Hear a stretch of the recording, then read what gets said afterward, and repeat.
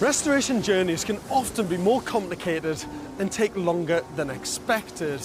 These challenges are epitomised in two very ancient and historical military towers. Both buildings desperately needed saving, and their new owners, ex-squaddie Barry Taylor and artist and actress Sarah McCombie, took on this enormous challenge.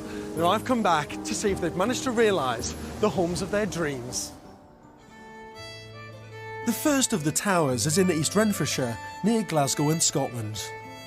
Caldwell Tower probably dates back to the 15th century and is today listed in Scotland as a Category B listed building of architectural and historic interest. Once part of a larger complex, it's a much-loved landscape feature and a symbol for the local community. Barry Taylor and his partner Fiona Smith bought Caldwell in 2005 for £100,000. Although they live 500 miles away in Essex, they dream of turning it into a unique Scottish getaway. I first met Barry 4 years ago, 3 years after he'd originally bought the tower. You know, if we don't do anything with it, it's just going to crumble. The water's going to come into the building, it's just going to fall to rack and ruin. In 2008, Barry's attempts to restore the building came to naught. He's already spent £20,000 on architectural drawings. 3 planning rejections later, Barry's no further forward. Where I can, I'm going to help and advise him on his restoration journey. Morning. Morning. Hi Barry, how are you? Grand to see you. Nice to meet you. You well? No problem. Bit cold today, but you've got yourself one hell of a building here, Barry. How did you come across it? Looking at the buildings at risk register for Scotland, so... So what makes you want to take on something like this historic? My own personal interest in history, particularly Scottish history, but also I've got Scottish ancestors as well. So it's really like coming back home, as it were. Well, let's go in and have a look. Absolutely. Caldwell is a 3-storey, 40-foot-tall fortified tower with a footprint of 500 square feet. The ground floor has an arched or vaulted stone ceiling and is not connected to the floors above. But in the early 18th century, the tower was renovated and stone stairs added inside to attach the first and second floors. The only access to the first floor remains an external staircase. Wow. Oh, Barry, it's great, isn't it? Yeah. What a cracking space. Yeah. All the stonework, all the vaulted ceilings, original. So this is the very top of the building, Barry? Yeah, this is the upper vault, which we'll probably make as a viewing room.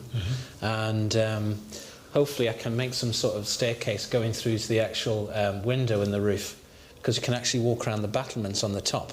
So what's it going to look like? What are your plans? Oh, my plans? Well, it's nothing elaborate or exotic, but our plans are very much round having an oak frame building that is comparable and compatible with the tower. That looks a bit traditional pitched roof, timber clad. This is the latest plan Barry has drawn up for Caldwell Tower. It's an oak and glass mock medieval style extension with a tiled roof. Sadly, it seems more of a pastiche add-on rather than a sympathetic restoration design. I can't imagine the conservation and planning authorities responding well to this at all, but Barry has a surprise for me. You know, we've been told by the various people is we're on the right track, they like the idea, and we're running with it. And but you haven't got planning permission yet? Not at the moment. I think when it comes to the design, Barry is thinking of the building as like an object. You know, you've got the tower as the stone object, you've got the extension as the timber object. But he's not really thinking about how that object relates to the landscape around him and what context is there. I mean, for me, this building's about location more than anything else. As Barry wrangles with the latest set of drawings, I want to discover the history of this building. Caldwell Tower might appear to be just a beautiful folly high up in the landscape on the edge of a village, but actually it was originally part of a mansion house built around the 13th century by the Norman knight Robert de Croc. Caldwell Tower's crenellations, gun loops and arrow slots all suggest the defensive capabilities of the original tower. The Muir family took over the estate in 1294 and kept it all the way through to 1666, when the 12th Laird, William, joined the revolt against Charles II's English forces. Caldwell was then given over to the celebrated English soldier General Dale as a prize for his military prowess. Ironically, just 24 years later, the tower was returned to the Muir family, and it remained derelict until the 18th century, when a later William Muir restored it as a sign of his family's influential heritage. The tower has lay untouched for years and is now on the Buildings at Risk register.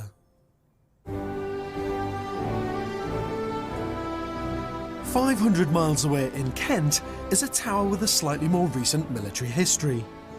4 years ago, Sarah McCombie bought this 19th century Napoleonic Martello tower for £50,000. She wants to transform it into her very own Rapunzel's Retreat, a defensive hideaway with a drawbridge and moat to keep the modern world at bay. I'm going to be up on that gun deck as much as possible because that is the most inspiring part of all. Pull out the drawbridge, 2 fingers to the world, good night, you know. Absolutely perfect, perfect, perfect, perfect. Derelict since the 19th century, this ancient scheduled monument is set in an acre of woodland and sunk into a moat 20 feet deep. But Sarah is determined to breathe life into an unloved and much neglected remnant of our history. Sarah, hi, I'm George. Hi. What are you just sitting here patiently in the woods waiting for me? making sure that whether I let you in or not. Dun, dun. This is it. Oh, look at that. That is brilliant. That's my gentle giant, waiting to be awoken. The gentle giant. I like that. The Martello Tower is 40 foot high, with walls 13 foot thick, and is elliptical in shape. The walls facing the sea are thicker than those landward because that was where the enemy fire was coming from. The thickness and roundness was deliberately designed to deflect cannon fire. I want this to be like a secret garden. It's like your own little hidden, protected world, isn't it? Mm. The Martello Tower is 1,300 square feet, over 2 floors. The ground floor provided storerooms for provisions and a magazine where ammunition was kept. The first floor offered accommodation for the soldiers, with bespoke fireplaces for heating and cooking. A stone staircase from the first floor led to the roof, where a huge cannon with a range of over 1,000 yards was mounted. Sarah, I think the inside of this building is spectacular. I was expecting just a sort of cylindrical building, but the forms are so sculptural, aren't they? It's phenomenal, isn't it? It's very dramatic. And the higher I climb, the more dramatic it becomes. The view from the roof is incredible, a 360-degree window onto both the English Channel and the South Downs. Sarah's vision is to transform this deck into a year-round roof terrace to enjoy those views. But she's already had the tower for 4 years and still has no architect or plans, only dreams of what could be.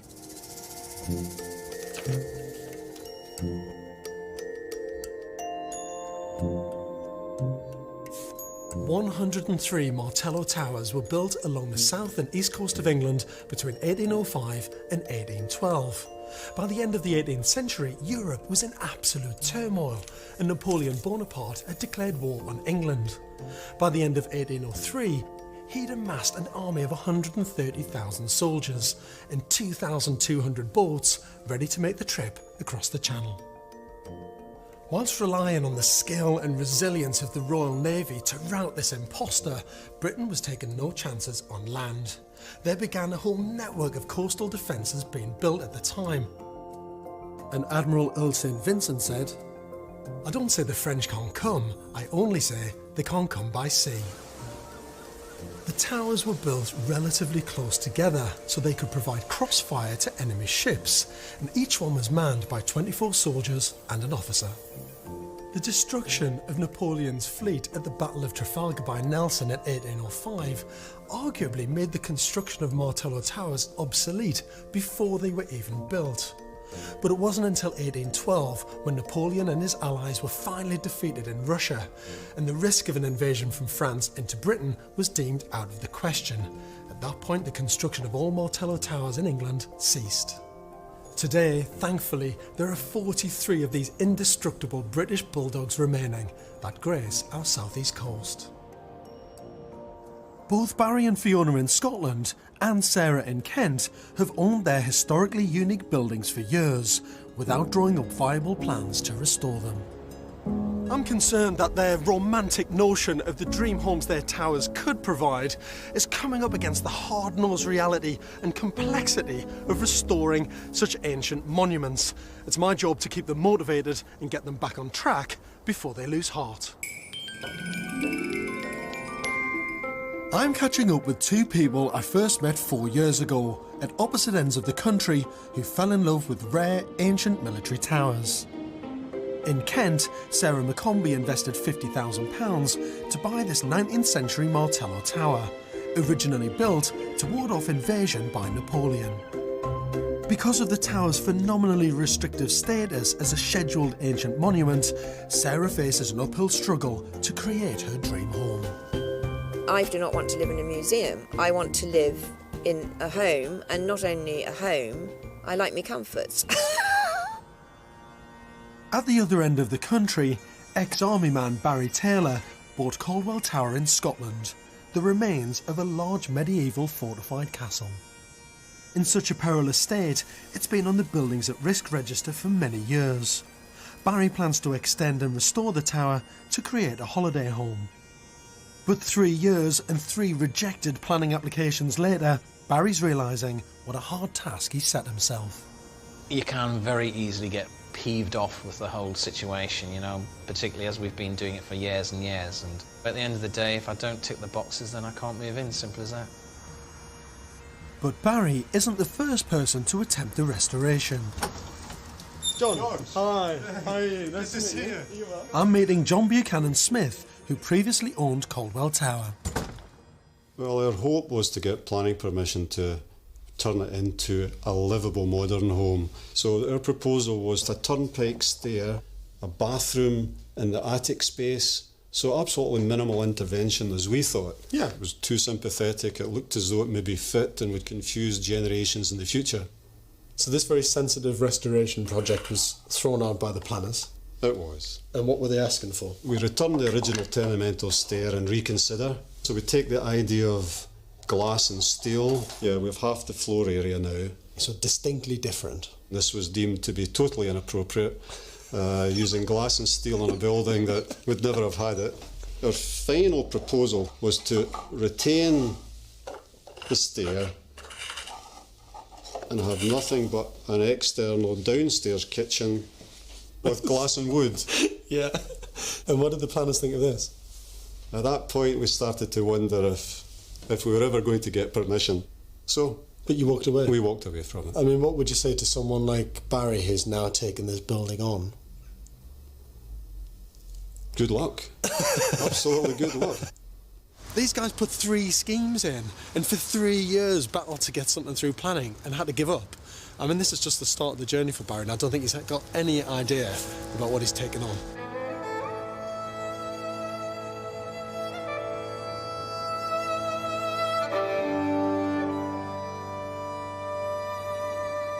Now there's bad news for Barry. His current architect, Essex-based Trudy Mills, has had a response from the planning department.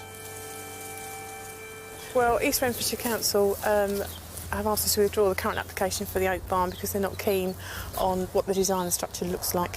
We needed to come up with something a bit smaller, more in keeping possibly with from the planner's point of view. A fourth planning rejection is beginning to wear Barry down. We can't expect to maintain a structure like this with no function. Every season you come, you render it, you repair the roof. It's a battle, isn't it, really? You think about it, if nobody's living in it, it's not functional, it's just going to go to wreck and ruin. It's going to become derelict. Ultimately, if we can't push things forward with the council, I'm not going to sit here and just look after this building for the next 20, 30 years. I will be selling the building on, probably. Barry's challenge is a formidable one. He faces the responsibility of being a custodian of such a unique tower, yet at the same time trying desperately to drag it into the 21st century. To get to the root of how Barry can successfully approach the restoration of an irreplaceable building like Caldwell Tower, I'm visiting Ranald McInnes at Historic Scotland, the organisation responsible for safeguarding the country's building heritage. So, Ranald, I need your help to kind of, I suppose, demystify the planning process a little bit when it comes to historic buildings. I'm saying something which is so unusual, like Caldwell Tower, that type of building, if you like, the kind of relic or the ruin. What information would you expect from someone putting that sort of application in? You would say, get the right professionals involved, someone with conservation experience. Really, a conservation architect is your best bet. The best proposals I see come from conservation architects, I must say, because they are aware of what's required and they have a lot of experience in providing it. Get all the documentation you can, all the research about the building that you can amass, and then think about how you can inhabit the building. Yeah. Now, I think a lot of people start at the other end. I think I want this. I have a dream house, if you like, and I'm very sympathetic to that. Yeah. But the risk is that you then impose your dream on something that can't really take it. I see. Yeah. So start with the place, the thing itself, and see how you can fit in with it, rather than how it can fit in with your plans. Crucially, Barry hasn't ever employed local architects who have experience of restoration and conservation in Scotland. He's also fallen foul of bad builders, as I discover on the roof of the tower. Barry's already paid someone to come and do repair work to the roof last year, and they've just done such a shocking job. All the lead work up here is terrible. It hasn't been dressed in properly, it hasn't been finished properly, it hasn't been welded properly. I mean, look at that. Look, sorry, that's just a complete waste of perfectly good lead. The more I look, the worse it gets. Look at this.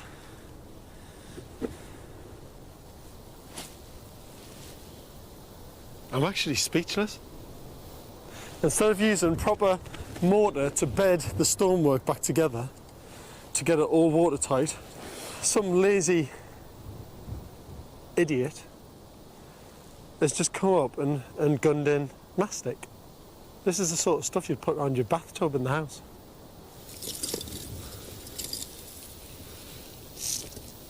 The botch job of all botch jobs. You've got to pay the right money and get the right tradesmen on site to do a proper repair job. Doing it like this is just throwing money down the drain and wrecking the building at the same time. Near Folkestone on the southeast coast, artist and actress Sarah McCombie bought a Martello tower for the bargain price of £50,000. Her sleeping giant has been derelict and unloved for over 130 years. If I had not bought this tower, he would just be falling into more and more wreck and ruin. I have rescued this building. I've saved this building. But because Sarah hasn't submitted any plans for the restoration, she actually isn't any closer to saving the building. I don't really understand what's holding things up. It's time for a little heart-to-heart. So where are you at now? What's going on? I mean, it doesn't sound as if I've been doing very much, but I have. Honestly, darling. Why can't you get your plan in it? Yes, I could be doing that, yeah. Because this is going to take forever, isn't it? No, George, stop it. It is. No, it's not, because I'm not prepared to be moving in there on my Zimmer frame. Do you know what I'm really worried about, though? That this is never going to get started. Don't, 6 please. months. There's no gin and tonic handy. Don't say things like this to me, George. It's clear that Sarah is going nowhere fast. If she means business, she's got a huge battle ahead, and she hasn't even started yet. I mean, she says that she isn't worried or scared, but to be honest, I think she's got her head in the clouds, and she just isn't focused on what needs doing. If she's ever going to live in this tower, she's got to turn some of that passion into action and knuckle down. A year after we first met, I'm returning to southwest Scotland to meet Barry at his medieval tower. He's now spent £30,000 having plans drawn up for an extension and the restoration, but he still hasn't got any planning permission for any of the designs. What's going on? So this is scheme number what? Oh, God, I've lost count. I think it's probably scheme 10. We've slightly gone bigger than the porch because we had to put in some form of ablutions, shower, toilet, sink, you know. So it's a 2-storey, monopitched structure. Yeah. And it's stone at the bottom and then timber cladding above. Timber cladding. That's completely different to the scheme you had before. I'll be really honest with you, Barry, what I'm worried about looking at these, because this is the first time I've seen them, this is nowhere near enough information. That's right. For listed building consent on this building. Now, those cross-sections there are just not, they're not good enough. You're spending all this money having scheme after scheme after scheme after scheme done, right? All the planners keep saying is, it's about a building and its context. When you do a historic building application, you need context drawings. Sometimes you need to do 3D computer models. Sometimes you need to do, well, you have to do design and access statements. Even for a standard building, you'd need that. This is one of the most historic buildings in Scotland. There needs to be clear reasons why this is a positive addition to this building. And I'll tell you, that drawing doesn't say that to me at all. I'm pulling my hair out a bit because I think there's a chance that you could get planning for a really, really good scheme here. If the drawings are done properly. I don't know who's doing the drawings for. I mean, have they been to site, honestly? This is an Essex-based firm of people that have produced the CAD drawings. Engineers? Yeah. So the architect hasn't done these? No. Have these engineers been to site? No. So they're drawing a building that they've never seen before? From the calculations that have been given. It's not about calculations, Barry.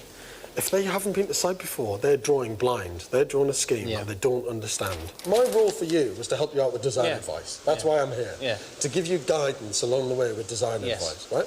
I mean, are you trying to do it on the cheap or something? Is there something you're telling us? No.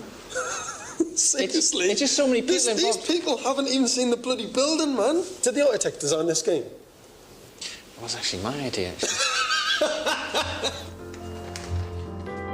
Barry's stubborn refusal to employ a local architect with conservation experience means he's continuing to throw good money after bad on failed schemes. If Barry sees sense, he could achieve a striking and ingenious restoration of this ancient monument, but frankly, the odds for that are extremely long.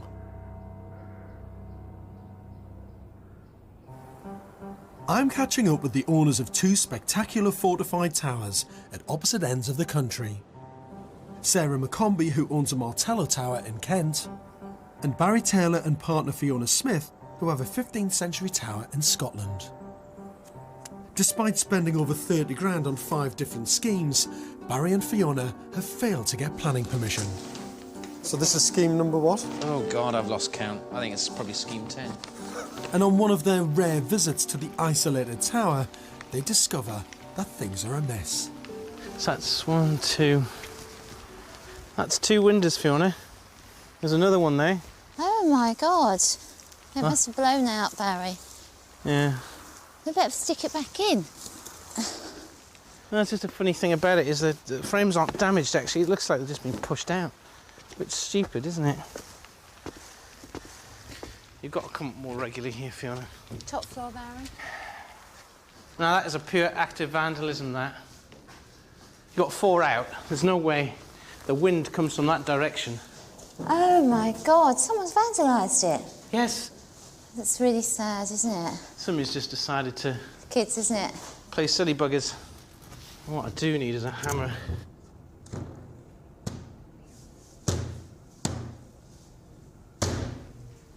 It's a big disappointment, isn't it? That's why we have to get it done, Barry. Yeah. The need to get a credible restoration plan passed and a build underway is now more urgent than ever. Despite the vandalism on Caldwell Tower and repeated planning refusals, I want to give Barry and Fiona hope that they can still design a magnificent home and, crucially, get the planning permission they need. Today, I'm taking them around a medieval tower in Ayrshire that's been skillfully and sympathetically restored by its current owner. Hello. How are you? You all right? George. Lovely to see you. Lovely. Bajant, that's right. How are you, mate? Morning. Not too Come on bad. in. Let's have a look. Okay. Come and have a look at this. It's pretty spectacular. Oh, wow, look at the ceiling. Oh! What's lovely about this, in big picture thinking, especially when the planners look at it, it's been preserved as much as possible. Yes. Yeah. Yes. You know, even down to the shelving, you know, when it's been built in. They've put everything behind the panelling as well. Yeah. If this all had to be ripped out, you're not affecting that 15th century building. You're not ruining the walls. It's a good idea. Staircase is beautiful. Even though this is now a really comfortable modern home, it still maintains the building's historic character and integrity. And this is an amazing space. Wow. Have you been to see any other towers before that have been converted like this? Have you been to see anything? We haven't, no. Have you been to see one? No. Not one? Not one. You bought yourself a tower and you've never seen one converted and finished? Not at all. Because it's great to see it, don't you think? It is. Even a scheduled monument like this can take a bit of modern technology. Yeah. Flat screen TV. And in here, beautiful bedroom. Oh, this is lovely, isn't it? Oh, I like this. Oh. It's fantastic, isn't it? So obviously in this room we've got new loo, new pipework, new everything, and then through here, you go in, Fiona. All loo. Tucked in there. Oh, wow. But has this given you a bit of a kind of boost today? It has, Yeah. actually, because, you know, as I say, it doesn't have to be complicated. No. It No, can be it's simple. easier. It's actually easier than we thought, isn't it? Yeah. Yeah. Good. That's excellent. That's brilliant. Yeah. When I last saw Sarah, she seemed scared to progress the restoration of her Martello Tower near Folkestone. As both a listed building and a scheduled ancient monument, I'm not surprised. Pulling together renovation plans that all the conservation parties will agree on is a daunting task. But finally, Sarah seems to have found her courage. She's enlisted a merry band of volunteers to clear the moat and begin her dream garden. More importantly, she's been working on a restoration plan that can be presented to English Heritage. Sarah wants me to help with the design of a glass roof extension. I would like a part that's covered because I so want to be up there, you know, all round the year. We're meeting the Regional Director of English Heritage, Andy Brown. What we would like to do is some form of roof addition to provide some internal space, but some outdoor terrace as well.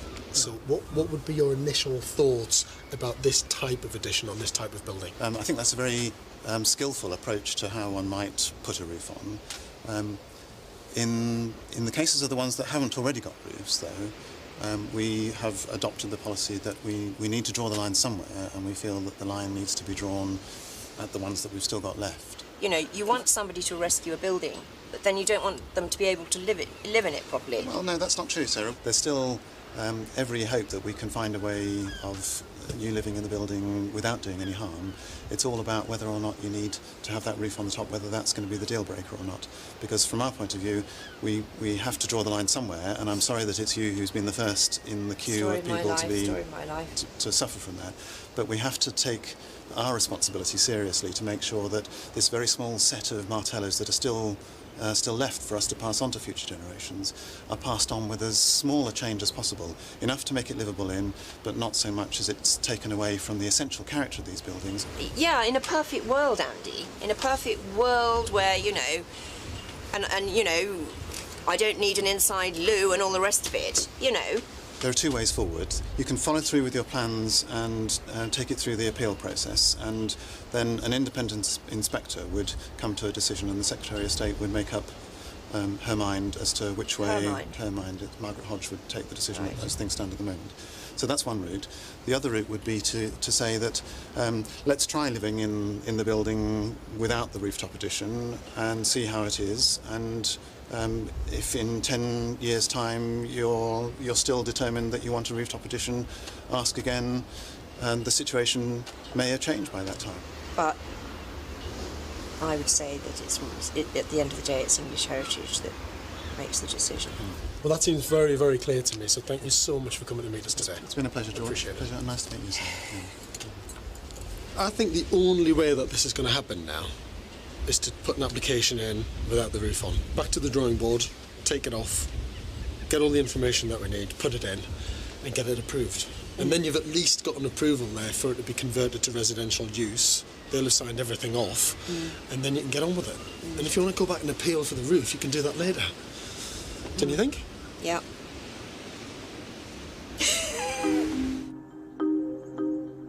In Scotland, Barry's attempt to gain planning permission at Caldwell Tower has been slow and painful. But finally, 6 long years after buying it, he's actually got planning, and the build gets underway. I've come to see what the local planning and conservation bodies in Scotland have at long last allowed them to construct. Barry, Oh, George, you how started are you? work How are you? at last. How are you? Nice to see How are you? You all right? Yeah, I'm okay. It's a lovely day on the hill. Well, you must have got planning for something, because you Yeah. started building work. Oh, God, yeah, absolutely. There you'll see. That gives you a better structure of what the surface looks like. See these arrow slots here? So it's a small extension. Yeah, that's all It's that we very could, small. That's all that we could get away with, George, at the end of the day. So in effect, it looks like it's a porch Yes, with a staircase up the side giving you Yeah. access. Right, okay. but it makes it habitable. That's the main thing. I'm a bit shocked, because it's not the style I was expecting you to do at all. Well, you know, and I know, that when we first started on the expedition, as it were, we wanted a more lighter structure. But I'm I'm happy to get permission. I'm happy to start the work. I'm keen to inspect the work being carried out at close quarters. It's surprising what the Scottish planning authorities have approved. One of the first things any conservation officer would say Yeah, anywhere yeah. in Britain is they'd say they'd want a distinction between old and new. Yeah, So it would either be a bit of separation with a piece of glass in, yeah, or there would be a change in plane. yeah. So as this wall came and turned the corner, that Yeah. wall would be set back probably by Yeah. only a nominal amount. It might just Yeah, be 6 inches, But that's 8 the way it is, inches. George. So that there would be a distinct change in plane. Well, there isn't on this. No, but that's the measurements. They don't want any setback. No, Because that's not respecting the old, is it? no. Shall we knock it down together and start again? Well, I would. So the guys who got working on site made the arrow slits as well, yeah? All this Absolutely, stuff George. Absolutely. I think you did a bloody good job, actually. from Essex. Yeah. When you start working on stone, you have to be. You can't just get any old cowboy in. No, exactly. The narrow extension that Barry has been granted permission to build will form a new entrance hallway, a bathroom and a new staircase. So let's have a look inside. So in there, that's going to be your kitchen, yeah? Yeah, kitchen, and this will be the sort of wet room, toilet, shower, etc. Excellent. New roof. Well, nearly, once it's slated. It's good. Come on then, Barry. Get up. Go on, pull me up. I can't. You get up. You all right? Thanks, George. I didn't realise you were scared of height. I am What have you actually. bought a tower for if you're scared of height? The views are fine. If I look over the edge, it gets me a bit, you know. You all right, Barry? Yeah, I'm fine, George. It looks good, though. It looks excellent. Brand new roof, much stronger. Look. Yeah, I know. I mean, the other one wobbled all over the place. It I was know a it right did. mess. I know. But all these gaps before, when I looked at them, were just all full of gunk everywhere. But that'll be filled with the lime mortar. And if that's all done properly, it'd be fantastic. So it's good, mate. Yeah. Building work at last. You happy?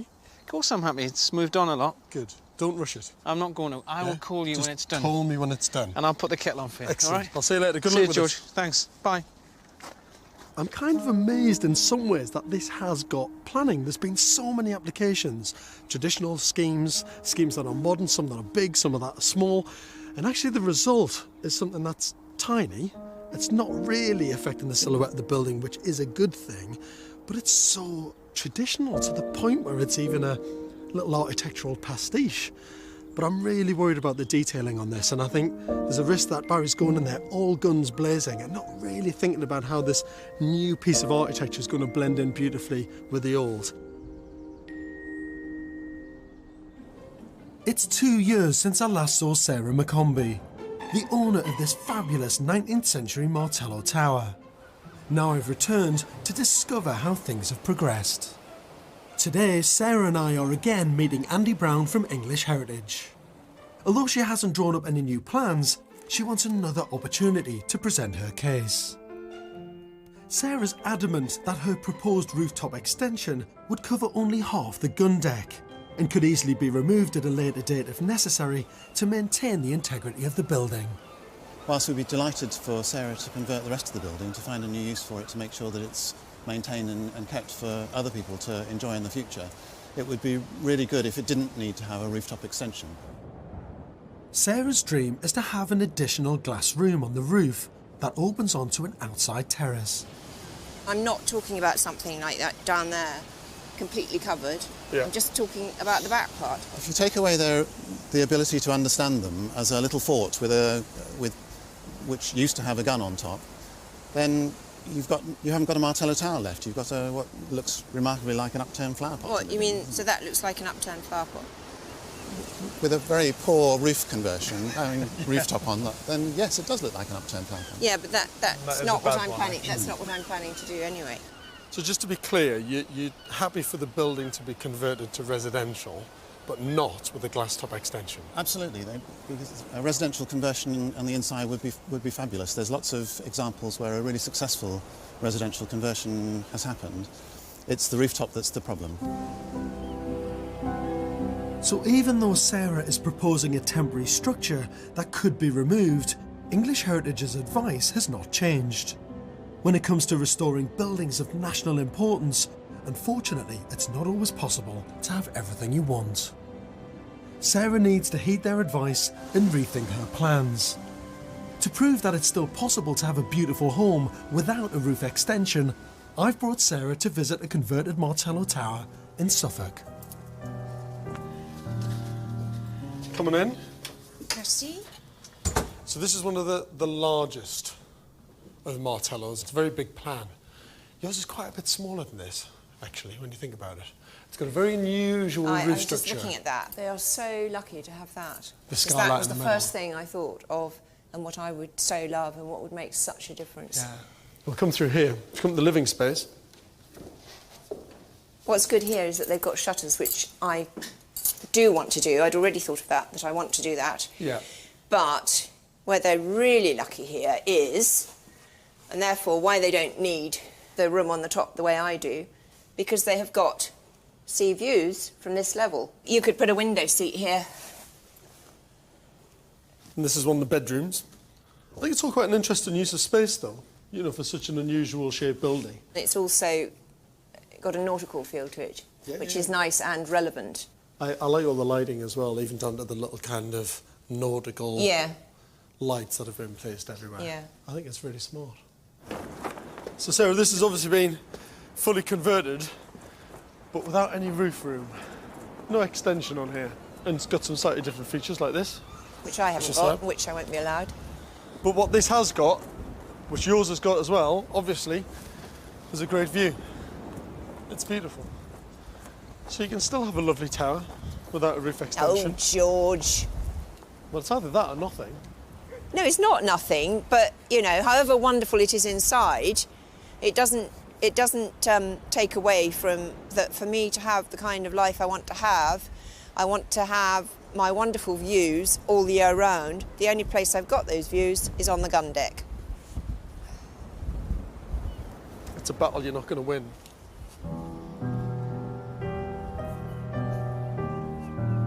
Restoration is so often about compromise, and I hope Sarah comes to terms with not having her glass extension. But she can still have almost everything she wants from her tower. A spectacular interior, a beautiful secret garden, and amazing views along the English coast. In fact, the perfect private retreat.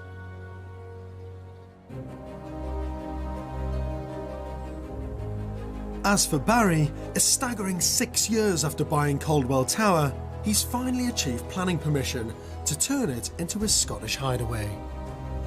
The small extension has gone up quickly, and Barry and his partner Fiona Smith have travelled up from their home in Essex to take a look. I love it.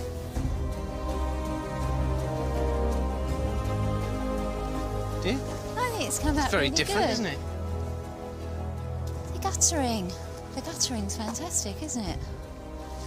Is this what we spent all our money on, Don? Even the colour grows on you in a certain way, doesn't it? It's lovely. I like it. It's what the plan looked like, isn't it?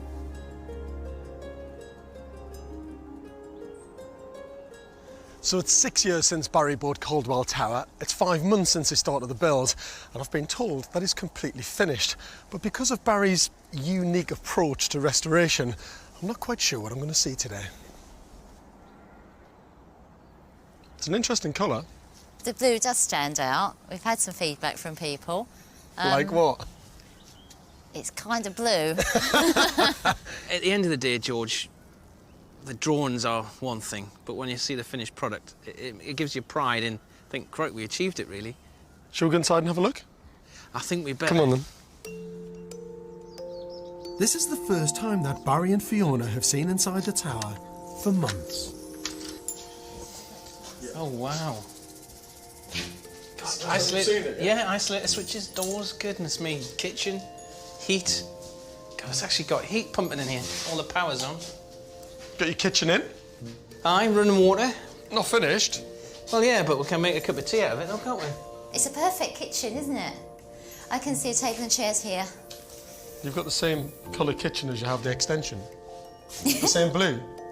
It looks that way, doesn't it, love? Yeah. Oh, my God. So you've got the loo in here, yeah? And shower? Yeah, loo and shower. God, you can have a... you can actually use it. And the sink's Oh, I behind love there. it. There's a shower. The door hits the It's sink, though. perfect. Never mind. The stairs is the most spacious part of the building. There's a lot of light. Oh, my isn't there? God. You haven't got any furniture in yet or anything? Well, no, What have you got left to do in here, then? Well, hopefully things will dry out, and I don't know whether to paint it or blast it. Blast it. But you should have done that before the electrics went in, really. All right, then. No, but you should, if you were going to blast it. OK, then. Thing is, if you think about it, once the plastering's done, it could be homely in the jiffy. I could make it a home. Oh, wow. Another... Every floor's a surprise, isn't it? Oh, wow. I remember that one. That was just plain... It's excellent. Oh, wow. So much has changed, hasn't it, Barry? Well, it's The better shape than... of the ceiling's nice, actually. Isn't it? Yeah. I love Feature, isn't it? Excellent. Outside, Barry still has to repoint the whole building, but thankfully he has rectified some of the past mistakes. He's completely removed the initial builder's botch job on the roof and has made the building watertight. But are Barry and Fiona actually happy with their tower? But you like what we've done here, don't you? Yeah, I love it. I've walked in today and seen a home. I could move. I would move in there What's your now favourite happily. bit? What's your favourite bit? I think all of it, actually. All of it. All of it. The bathroom's too small. Hey ho. But every single bit of it is brilliant, and I can see the rugs and the furniture and everything. I would move in there now. What do the locals think? From the pub down the road and from the farm and from people around, we've heard what people have said, and they've said that it's blue.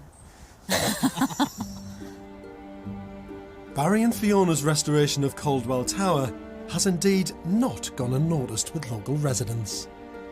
At first I was a little bit surprised at the type of materials that were used, but I think, you know, now you're getting used to it. As I say, it's really nice to see the property in use, and I think it'll be great for future generations. Well, I think we were all, myself included, very pleased that it was going to be made watertight and preserved, but it's rather disappointing that the sort of extension that's on it is so intrusive.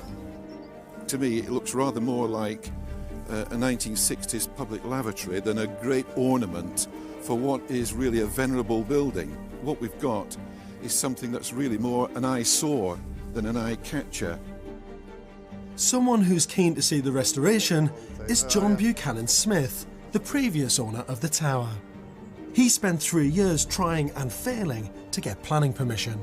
Not sure aesthetically it's really in keeping, but it's been approved, it's been built. Once it gets its completion certificate, hey, it's done. I think you've been very generous in commending Barry for cracking the nut, if you like, and getting it built. I just don't think he was the right person to do this building. Well, he's now the guy with the views to die for, and I wish him good luck.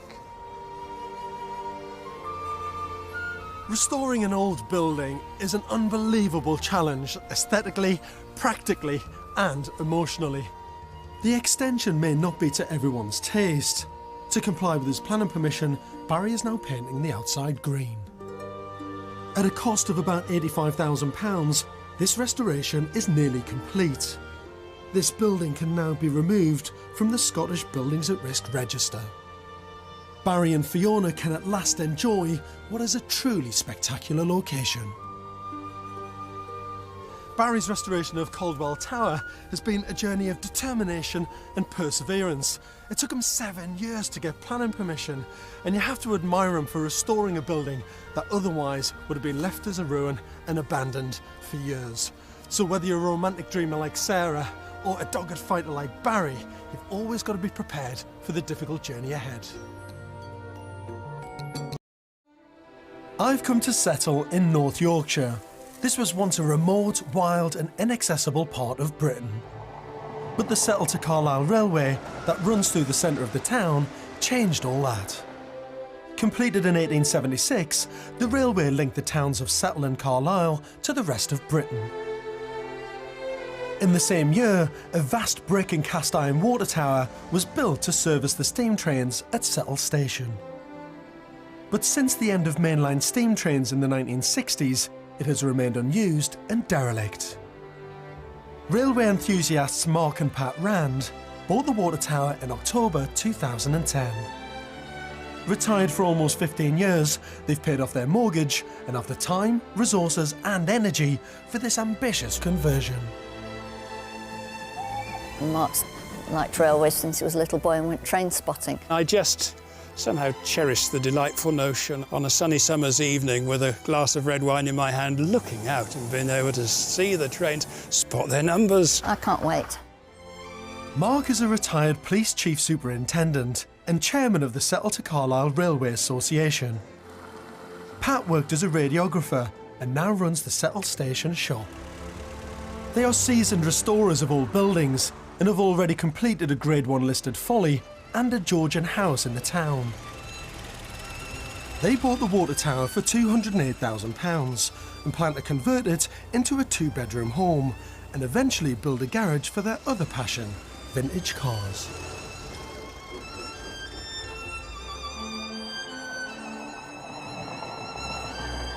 I'm on the Settle to Carlisle railway line, which is recognised as one of the country's finest feats of engineering. Just being on this train, being on this historic route, really makes you feel like you're part of British history. And the fact that they've taken this building on, I think, is absolutely magical. When they need professional architectural advice or just a helping hand, I'll be there to support them on their restoration journey. Morning, Mark, how are you? Hello. Very nice to meet you. Hello, Pat, how are you? What a stunning journey. So where's this fantastic building? Where is it? Just along here. Shall we go and have a look? Let's go. Mark and Pat's water tower is only 50 metres from Settle Station.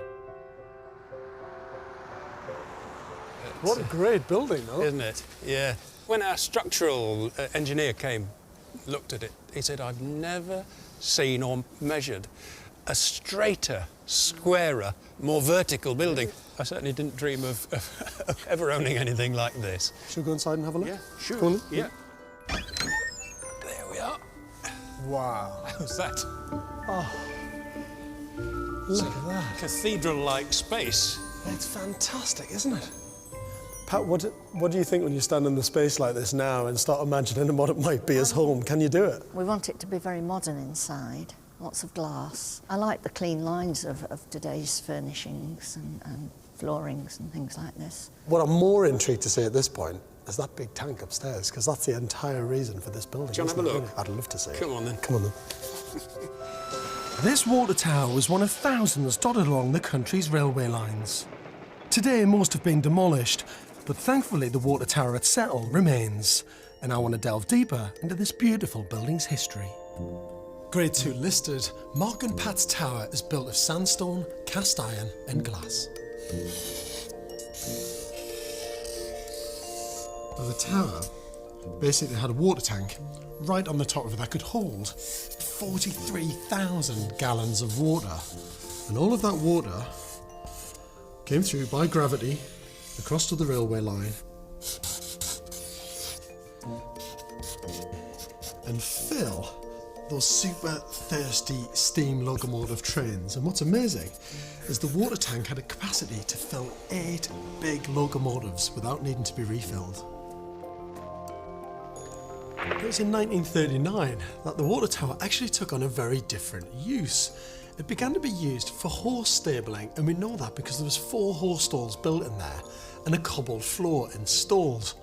And actually Mark found the most incredible thing. In the walls of the tower, he found a mini time capsule, and in here there's little notes about the guys who actually did the work at the time. But from 1968, the tower became redundant as mainline steam was no longer used on British railways.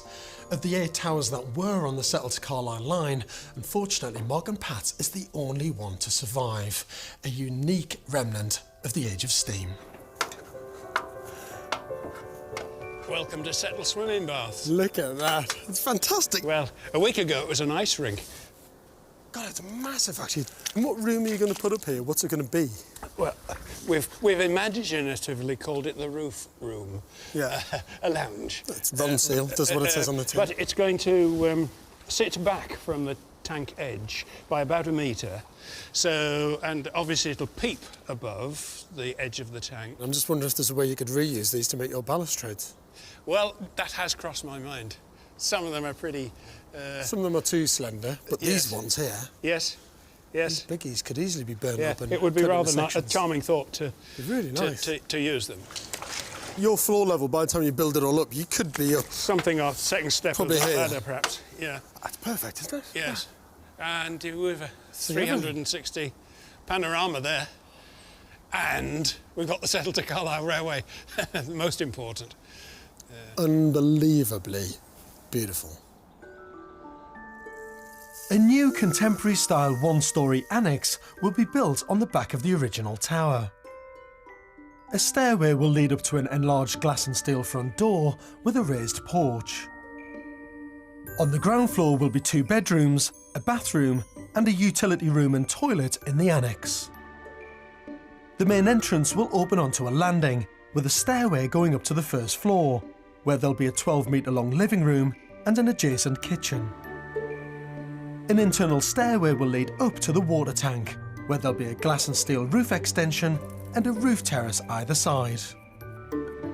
Their building design is inspirational and brave, but I think they've missed a trick. You come in through the front door and you go automatically upstairs. How do you then get to your bedroom? You have to go down another internal stair. You would go out into the utilities, kitchen sort of area, and down the stairs. As much as I like the idea that you come in and then you can walk up this beautiful grand staircase to the first floor, I think it's madness to not have some form of steps down in here to get to your bedroom level if need be. Okay. Just if you need to.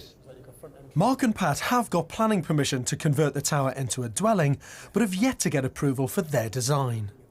Clearly our next step is to go to building regs design stage, and we don't want to waste money on that if it's going to not be approved. So we have not yet got in writing the approval. Mark does, however, have permission to carry out repair work on the building and begins the painstaking job of repainting the rusty tank in its original Midland Railway colours.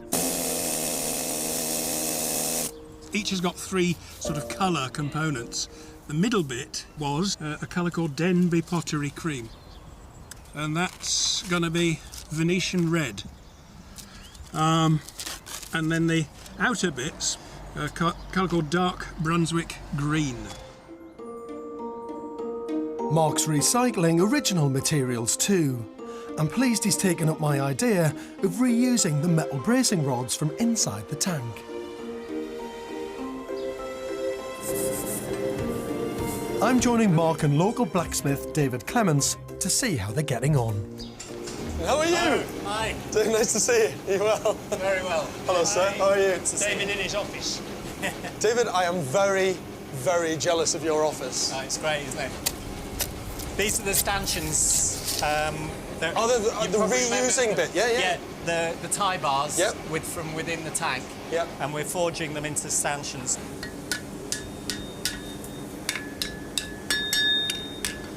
How do you even get that the right diameter? How do you do it? Well, I'll put a little mark in it, which you can just see a centre punch mark just there. Oh, yeah, I can see it. Yeah. So you know that point. I'm going to cut through there because I've already worked out the circumference of the bar, and that's exactly that length.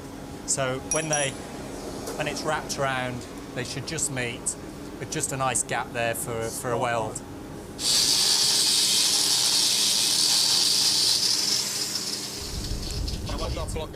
For centuries, blacksmiths have traditionally stamped their initials on their metalwork.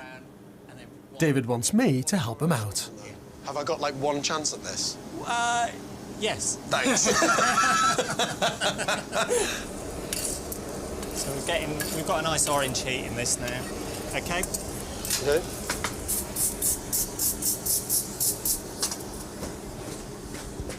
Take the block out.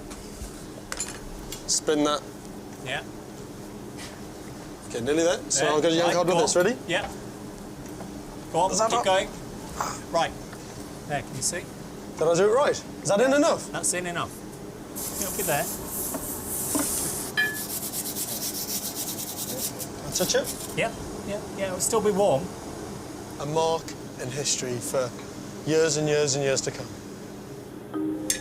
While it's important to get the detail right, Mark has more pressing issues with bigger parts of the build. Like all restoration projects, Mark is caught between modern building regulations and the requirements of the Conservation Officer. Because it's a 3-storey building, he's been told he'll have to install an exterior fire escape to the roof extension. But the Conservation Officer doesn't approve. It's led to delays. We would have hoped we would have started by now on things that depend on planning and listed building consent and so on.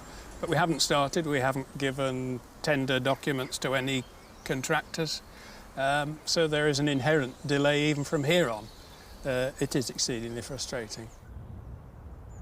Mark's not the only one who's tearing his hair out. The delay has taken its toll on Pat too. I have felt very frustrated, very annoyed sometimes, irritated perhaps is a better word. I've felt we're never going to see the end of this sometimes, but I've never given up.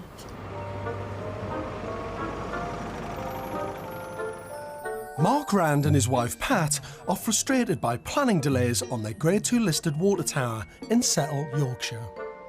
The fate of their rooftop extension lies in both the hands of the planner and Conservation Officer, who cannot agree a solution to an exterior fire escape. It's holding up their build, and today's on-site meeting between the two parties will determine the future of this building. I'm pretty confident that we have achieved a breakthrough on process, which thus far has been irksome.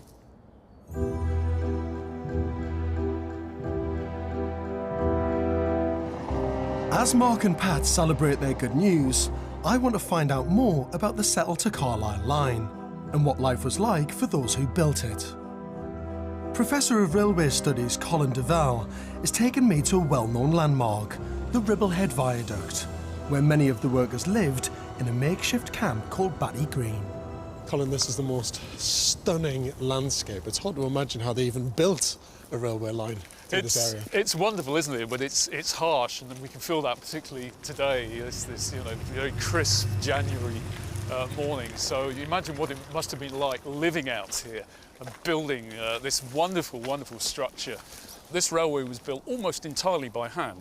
4 years it took to build that structure, and probably about 2,000 men working on the project. Most of those men were living hereabouts in this very, very harsh terrain, in camp and shanty towns, if you like. Many of them brought their wives and their children with them. There were schools, there were shops. People came here because the money was comparatively good, but they had to put up with pretty harsh living conditions.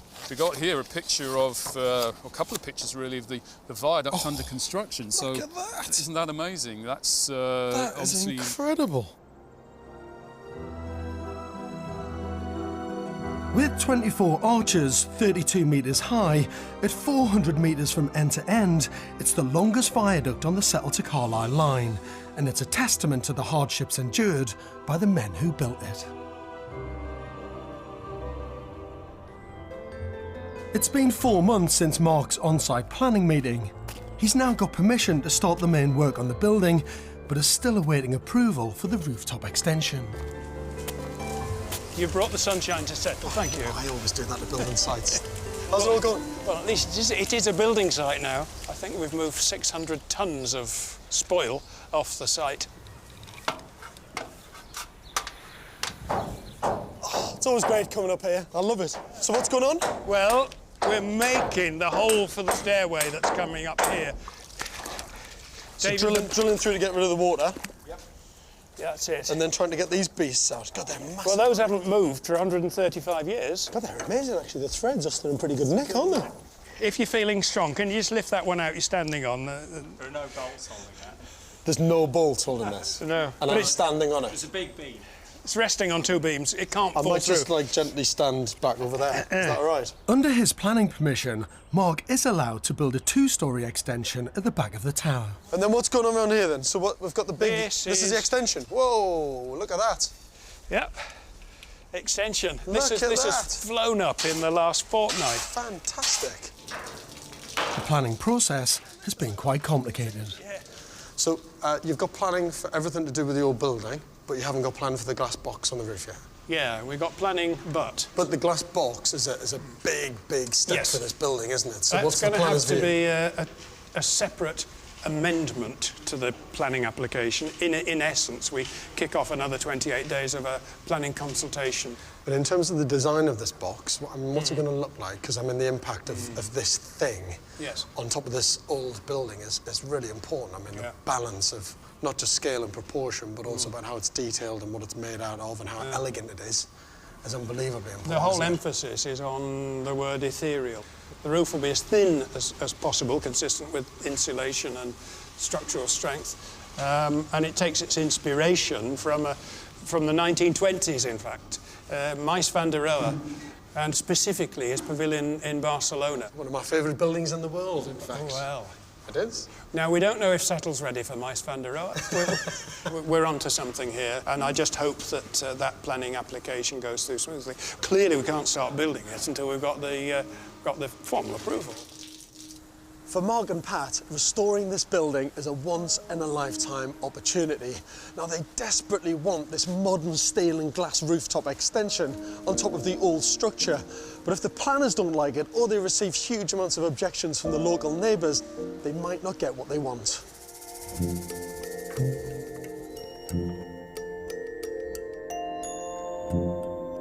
Mark and Pat's Tower was built in 1876 on the 72-mile-long Settle to Carlisle line, which was part of the Midland Railway, linking London with Scotland. Victorian railways truly revolutionised Britain's way of life, and its architecture changed the nation too. In 1875, Building News proudly declared that railway termini and hotels were to the 19th century what monasteries and cathedrals were to the 13th century. From the cathedral-like stations like Bristol Temple Meads or Brighton with their vast iron and glass roofs to the smaller Gothic-style stations like Settle, Victorian railway architecture produced some of our greatest buildings.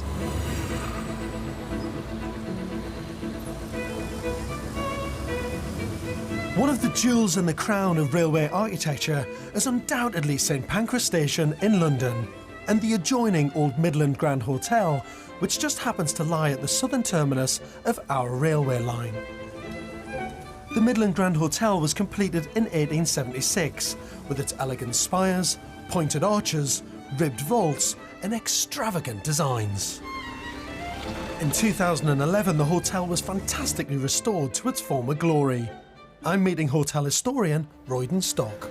Why was this building built in the first place, and why was it made into such a grand statement? It had three purposes, actually, for the Midland Railway. They wanted to announce the arrival in London, they wanted to show off the Midlands through the materials used in the building, and also to really look down on their rivals, the Great Northern next door. So the building did a good job of all of those. The Midland Grand Hotel was designed by architect George Gilbert Scott during the 19th century revival of Gothic architecture and design. You just look at the details on this building everywhere and it just draws your breath away, doesn't it? I mean, from the kind of Gothic arches, the beautiful brickwork, the fantastic steelwork. When this was originally built, how much did they spend on it? £438,000 is the original figure. Today, around about £600 million. guess you could call this the focal point of the building. By the 1930s, the hotel's facilities had become outdated and it became economically unviable. Run down and unloved, in the 1960s, British Rail applied to have the building demolished. We're so lucky to be standing here today.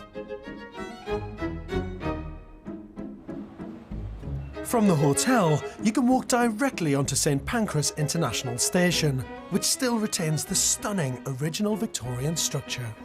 It was the largest single-span roof in the world, designed by a man called William Henry Barlow, the engineer of the Midland Railway.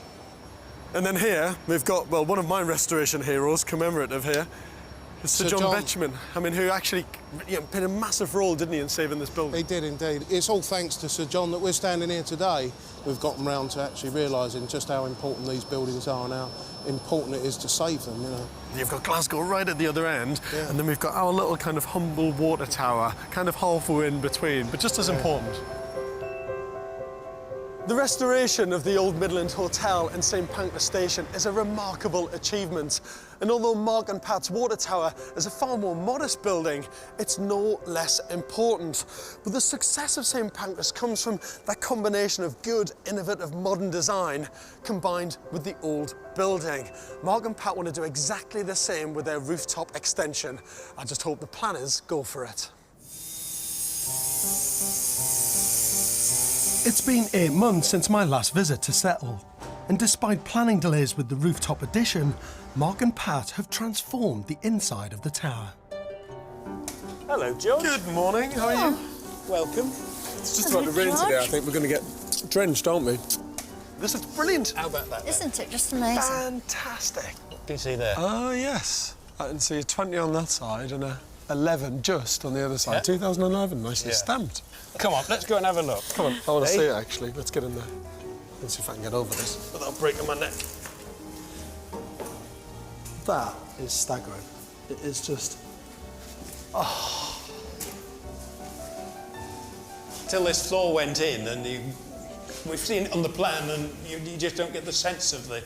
But it gives you a completely different perception of the building because we've always walked in and said, what a brilliant building, what a fantastic box, what a great space.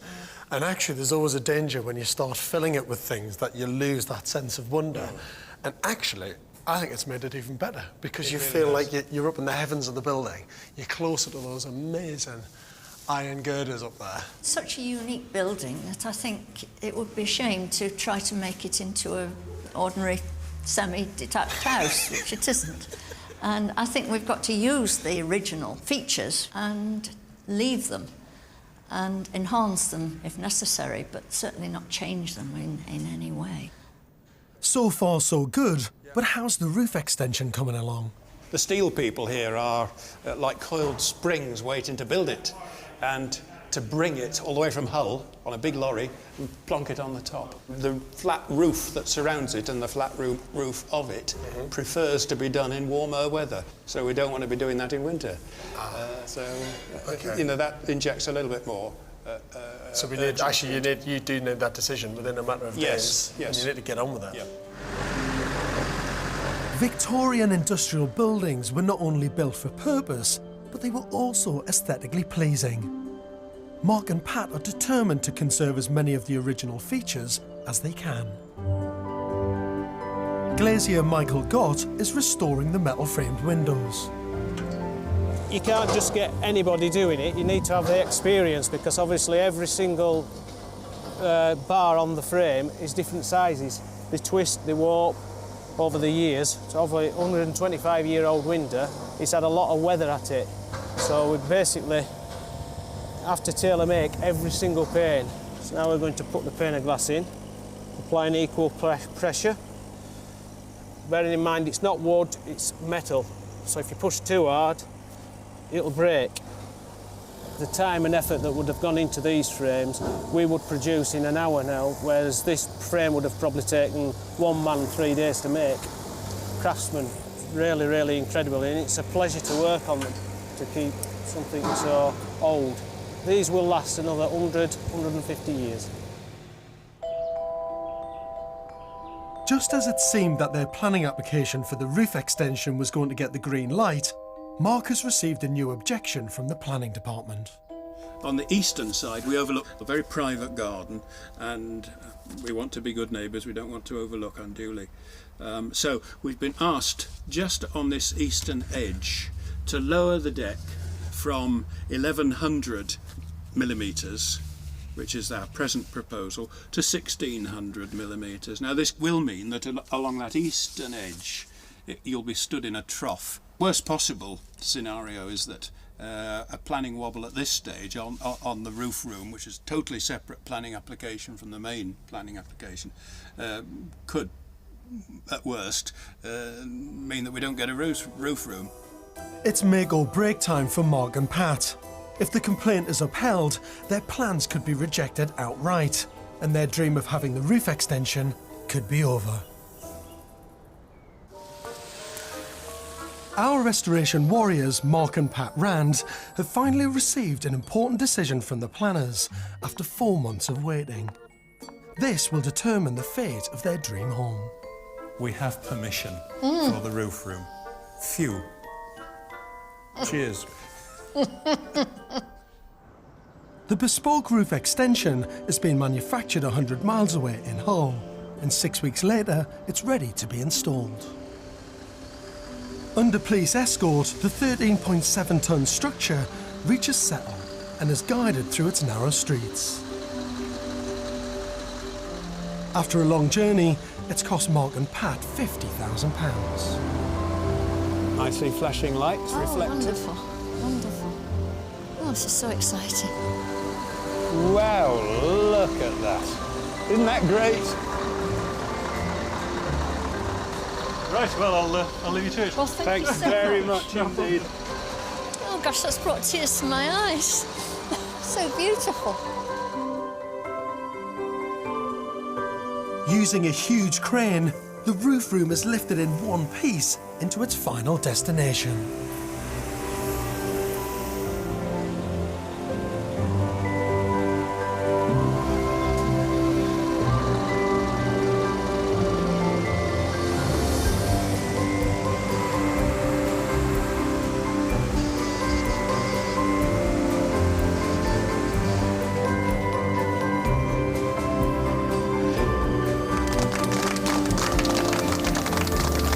It's more than Pat could have ever dreamed of. I'm absolutely elated now this is finally here. I think we can consider the back of the job's broken now, and it's just twiddly bits. Remember this all the days of our lives, and we'll look forward to living in it. Yes. Yeah, okay.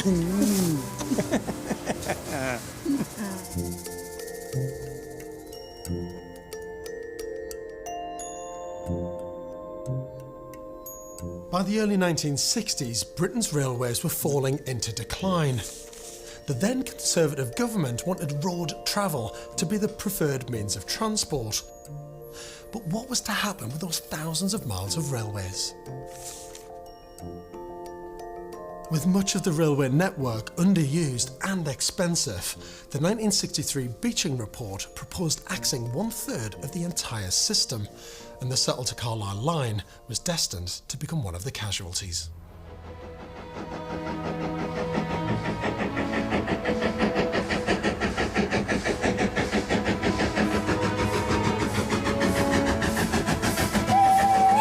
Mark's passion for his water tower was inspired by his love of the Settle to Carlisle railway line.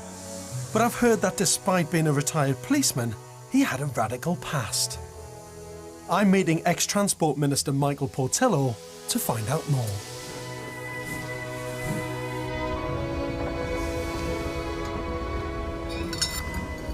They were called the Friends of the Settle Carlisle line. Mark was in this organisation, and they were very, very good-humoured, and they were very effective.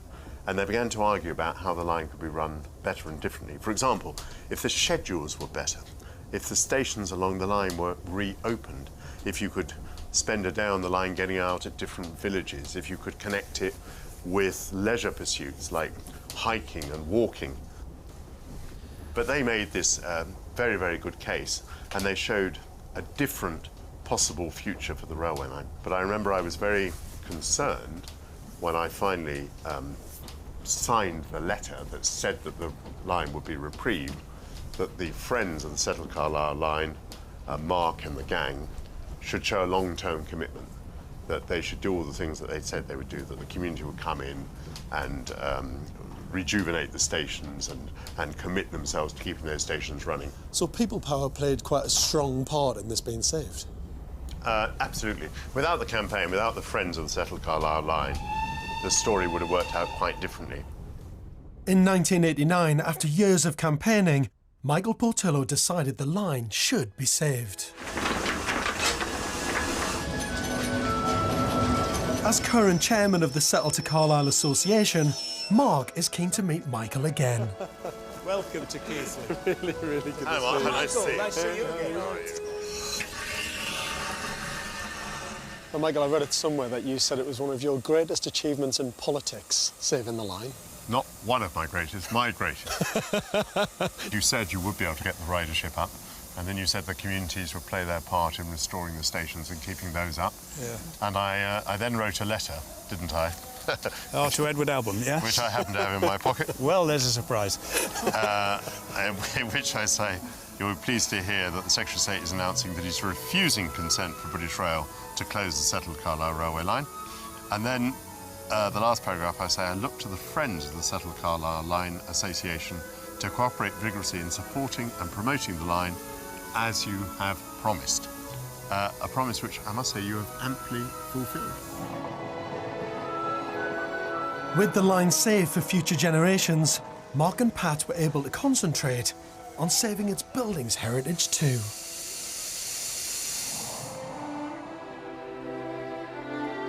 After 12 months of construction work, their water tower is complete. When they first bought it, the tower had been a derelict shell for most of the last century. Mark and Pat have now transformed this relic from Britain's industrial past into a home for their retirement. Morning. Morning, George. How are you? Okay. It looks fantastic. You must be so proud of it. All of the cleaning up that you did on the top of the tank looks absolutely stunning. Having that rooftop extension up there is mind-bogglingly beautiful. Yeah, I mean, the plan there was to make it look ethereal and as invisible as you can make a building look. It's all worked superbly well. Do you think you've been quite brave, the two of you, by doing something like I this? suppose in retrospect we definitely have been rather brave. It sort of overtook us and we didn't really stop to think, we just did it. Shall we go inside? Sure. Yeah, come Lead on. the way. The ground floor was used as a stable for horses. The old entrance has been replaced with a new large glass window in a steel frame and a new staircase leading to a raised level porch. Welcome to the water tower. How about that then? Beautiful. Like the colours? I love the colours. Have you seen those colours before? I recognise that blue from somewhere. St Pancras. So the one change you did make was the little staircase. The George staircase. The George stair. Yeah, Like it's that. useless, but it's lovely. But actually, I think it'll transform the way that you use the building. I think it allows it to flow better. Before its restoration, this was a vast 10-metre high room from ground level to the bottom of the water tank. Today, a staircase leads to a brand new first floor with a dining and living room. Oh, what a space! It's beautiful. Absolutely incredible, isn't it? We've painted it. The floor is lovely, isn't it? It's amazing. A block and beam, modern floor, no bounce in it now. Underfloor heating. Underfloor heating, Yes. so Which there's is no great. radiators around the place. Yeah. And this amazing floating, flying staircase. That is such a brave move, you know. I mean, it really is brave to do that because it looks so delicate. And Looks so unsupported, minimal. doesn't it? It does. It is, of course, supported at 3 points, Yeah. but only 3 points, and it just floats you up to the top. What have you got there? Have a feel of this. This is the wood of the staircase. Pick it up. I'm going to break my back, am I? Crikey! Came out of the Settle to Carlisle Railway as a way beam, and all these stair treads are Settle and Carlisle way beams.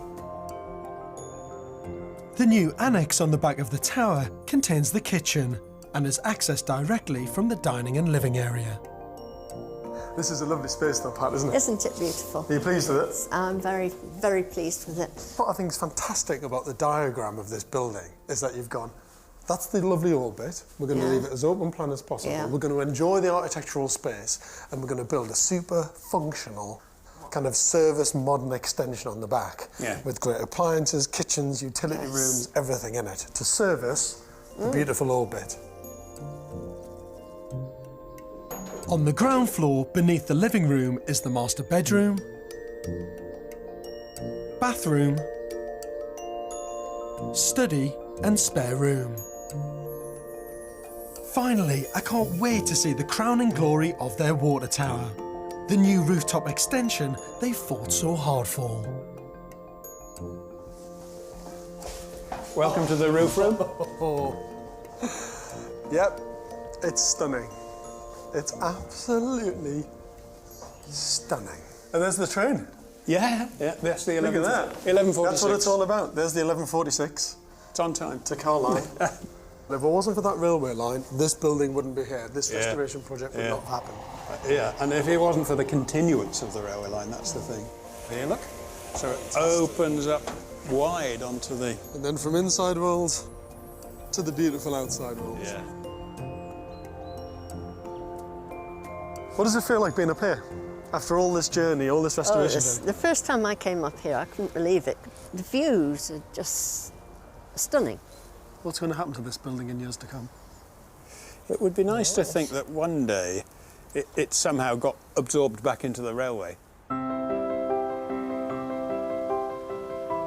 After a long battle with the planners, railway enthusiasts Mark and Pat Rand finally achieved their dream of turning a derelict water tower at Settle Station into their new home. That was 9 months ago, and even though the water tower is complete, retired policeman Mark can't stop working on the project. Mark always looks to something new. When one thing is finished, then he has to start something else. Since the beginning of this build, he's been working in the shadow of the planners. 4 times now I've been threatened with criminal prosecution during this build. Thrice by the local district council and once by the county council. Maybe I'm exceptional. I don't feel like a criminal. I hope I'm not.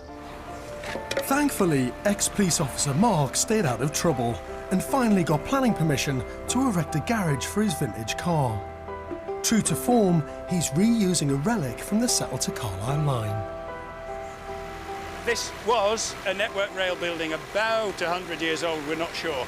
It's a donation to the project, and we're very, very grateful.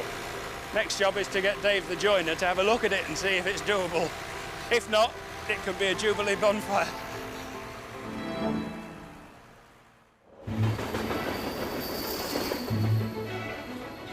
So it's been 9 months since I last saw Mark and Pat, and I've been told they've done so much more to their project. But you know what? It's not just the tower that is stunningly beautiful and magical. It's the journey that gets you there.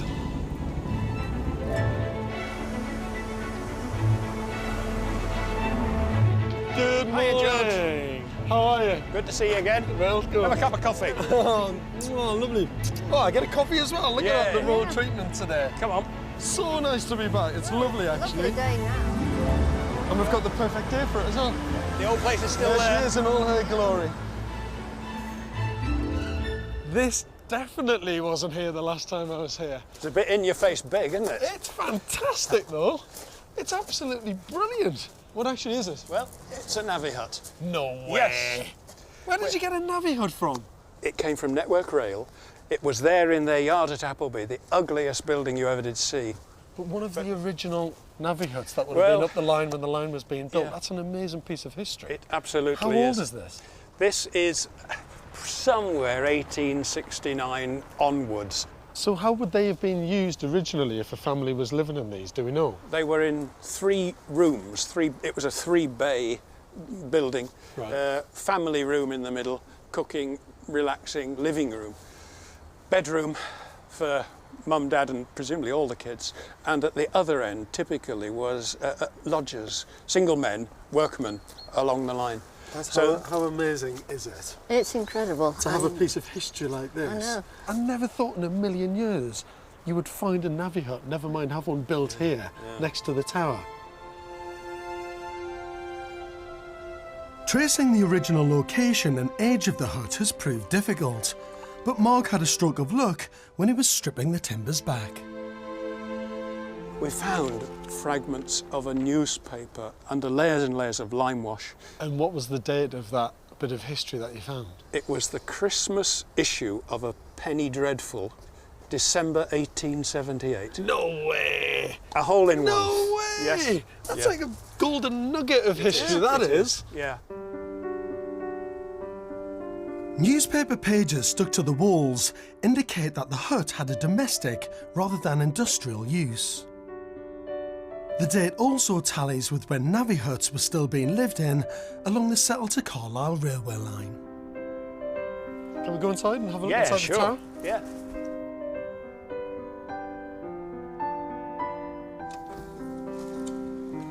Oh, it's nice to be back. Yeah, those bloody silly stairs. Yeah, whose daft idea was those, eh? Don't know. What a daft bloke recommended them. You remember this? Yeah, I remember all these bits, but I'll tell you what, that wasn't here. No. Look at that! Lift shaft. That is fantastic. And you've put this in for many reasons, haven't you? Yeah, well, it was always planned to be, and it's been a tricky one because they had to get between those beams. Yeah. So it's a tiny lift, but it covers all 3 floors. And the reason why you've put this in is because you're thinking ahead a little bit. Well, no, none of us gets any younger, so... It carries the shopping up very nicely to the carries the shopping and so on. Because it just simplifies things, doesn't it? Yeah. It really, really does. You can take everything up to that top-level pavilion room. Very clever indeed. Can we go inside? I want to get in there. Yeah, you can drive Can if you I? like. Yeah. You've got to keep your finger on the button. Number 3. Yeah. Yeah. Look at that! It just reveals the view. Look, you can see the school building and everything over there. Perfect. Oh. Welcome to somewhere near heaven, I guess. I love that. That is genius. It's so lovely being up here, isn't it? And it feels warm and comfortable and cosy. You've got a dining table up here now, TV. You've got all the kit up here. You've gone for it up here. That's it, because you were only just about finishing this off when I came here before. There was still some decking going down and you were only just about there. We spend a lot of time up here. I'm not surprised. I was always staggered by the quality of the tower and how well you'd done it. It's so beautifully done. I think that navvy hut downstairs just completes it. You've done great. It's the icing on the cake, isn't it? Certainly is. As a surprise for Mark and Pat, I've invited along a very special guest who's waited a long time to see the completed transformation of the water tower. Look who's there! Hello. Welcome. There's a surprise. They told me your water tower is complete. You bugger. Thank you so much for coming. You got the surprise perfect. This looks well done. amazing. Come on up. There's a bit of a surprise, eh? Yeah, she's passed. The Settle to Carlisle line is already a popular tourist attraction, but since Mark and Pat finished their restoration, they've shown more than 1,400 people around their new home. Absolutely spectacular. It's superb. Gorgeous. The Yorkshire Dales. You, the friends, made a commitment to do everything, which of course has been absolutely stuck to, but I don't think we expected you to go around buying water towers to add to the tourist features of the line. Over the top. I would say that was beyond the call of duty, Yeah. but I think it's amazing. There can't be many views like that, can there? Someone told me you twist the bottle, not the cork. Into the vicarage garden. Yeah. Just about. Here we are, Eric. Mark and Pat, this is a fantastic occasion. We can celebrate the fact that your beautiful water tower is finished, and what a fantastic amenity it is for you, and what a great facility it is for the railway line. I didn't think the Settle to Carlisle railway line could be improved upon, but there's yet one more tourist attraction, and it's your water tower. May you be very, very happy here. Congratulations. Cheers. Cheers, everyone. Cheers.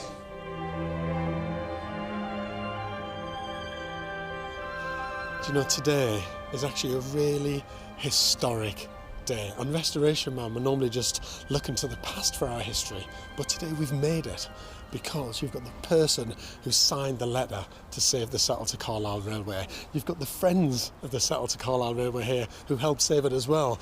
But not only that, Mark and Pat have saved this building, and that for me is absolutely fantastic. Everyone here has made their mark on history. I'm in the lowland countryside of the Cheshire Plains, near the town of Knutsford.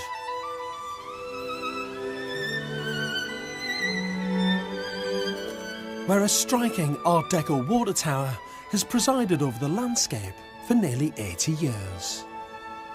In September 2013, local couple Andrew Jones and Michelle Gibbons sold their house and bought the tower for £320,000. This ended up with a for sale board outside. We saw the for sale board go up at 8:30, and by 9:15 we made an offer. It's a gorgeous building. I just think it will make a fabulous family home. Insurance advisor Andrew will carry on working, while full-time mum Michelle will take on the task of project managing the restoration. Really excited, to be honest. I almost thrive on the fact that if we've got issues, then it's like, right, okay, how do we get, right, what options have we got? It's not their first restoration project, but they've never taken on anything quite like this. We've only ever done bricks and slate roof. You know, that's what we understand. This tower is reinforced concrete. We love the outside, but we don't like Art Deco furniture or interiors. So it's just completely different. I'm hoping that it is our end house. For them, this is a bold step from domestic to industrial architecture. I'm intrigued to see how they'll handle this huge restoration challenge. Morning. Morning. Look, this is incredible, isn't it? Absolutely amazing. What a grand entrance. Nice to see you. Hi. How are you? Good, thank you. Absolutely amazing. So when did it stop being used? About 4 years ago. So it's a kind of Art Deco style building, isn't it? Yeah. Do you like it? We love the outside, but we don't like Art Deco inside, so... You don't like Art Deco inside? No, so we're hoping you're going to sort that out for us. Yes. So we need you to find somewhere between footballers' wives and Art Deco for us. Do you know what? I've never had a challenge like that in my life. Between footballers' wives and Art Deco. That's going to be the challenge of a lifetime, I think. Right. Is it listed? No, locally listed, but not Grade 2 listed or anything like that, so... Which is good in some ways, because it gives you the flexibility to do more of what you want. There's actually a lot of windows that are going to be put in, so I think it's going to be an amazing looking building. And is this going to be your main house? Is this a big commitment for you guys? Yeah. We've decided that this is the end house. The end house? Yeah, we keep looking for it, but as this one's got a lift, this will get us through to about 70. Andrew and Michelle are going to have to install a lot more than just a lift if this is to become a family home that sees them into their later years. And are you doing any form of kind of addition or extension on it? Conservatory at the back, but we've got probably bigger questions for you, which is, because we lose so much floor space in the insides, do we try and attempt to go to planning and run the lift up the back? Because then we end up with full floors, which obviously, you know, is a lot more usable, a lot more functional for a practical family. The local listing is an issue for that, there's no doubt about it. And obviously once you put an application in, the neighbours are going to be concerned that there is overlooking. The footprint of the tower is 500 square feet and is 85 feet tall, holding a massive 70,000-gallon water tank. Built in 1938 by the District Council, the tower was part of a modernising programme that used gravity to pipe water to 1,700 local homes for the first time. Ah, look at that. Oh, I love that sound. No, it's... That's brilliant, isn't it? Really echoey, isn't it? Booming sound of the Art Deco door closing. What a space. It's fantastic. Where does the staircase go? Because that's the most important thing. The stairs will actually be wrapped around the back of the lift, and the front of the lift is actually here. Right, OK. All right, so it is, so it's that kind of classic design of lift in the middle and staircase looping around it and wrapping around it at each level. Yeah. 7 floors. 7 floors. When you say it's on this line, is that as far as the lift and the staircase are going to take in terms of the floor area? For this floor, yes, but unfortunately, because of fire regs and planning, you end up with a metre corridor. So your usable space is only actually that half of the tower.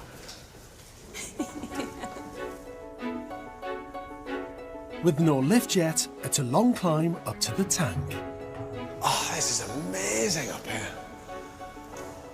What a brilliant space. When it comes to potential on this restoration project, the sky really is the limit. You there? Just give me a minute. Oh, man! That's amazing! You obviously know when you get to the top of the tower you're going to get a view, but that view is incredible. This is what the building's all about, isn't it? This is why we bought the building. Andrew and Michelle have 36,000 cubic feet of vertical space to turn into a home. The tower has space for 7 floors, with a single-storey extension at the back. They plan to make the water tank their living room, cutting 20-foot-high windows into each of the 8 walls. To future-proof the tower, Andrew and Michelle want to install a lift with stairs wrapped around it, but they're worried that this will consume too much of their valuable floor space. It is taking up a lot of room, isn't it? It is, because yeah. by the time you wrap the staircase around it, you've then got your landing on the other side of the lift. So it's one big giant service core of lift and staircase, isn't it? Which is taking up, what, 1, 2, 2.5, 3.5 metres square. It's quite an efficient plan because you've got little ensuite shower rooms either side of the staircase and the lift. So you've got a very clear plan of saying everything to the right-hand side of that wall is bedroom, usable space, and everything to the left-hand side of that wall is service. The thing is, the lounge up in the tank is so massive, absolutely huge. There's not a space problem with the lift at all. Honestly, looking at the plans, I wouldn't move the lift position. Okay. I would keep it inside rather than outside because it's going to save you a fortune, plus you don't have to go back to planning. I think it's probably better for the building anyway, to be honest with you. No, we agree. If it was me, if it was my place, I would keep the lift where it is. On paper, this looks like a fairly straightforward layout, but it's an enormous project with unique logistical challenges. What is your budget for this entire project? Because it's big.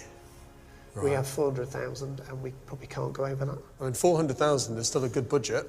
It's great, but when it's a big building like this with a huge amount of floor area and all the logistics of scaffolding and all of those costs can become quite frightening because you're paying for things that aren't permanent, they're not staying here, they're just enabling for you to do the restoration project.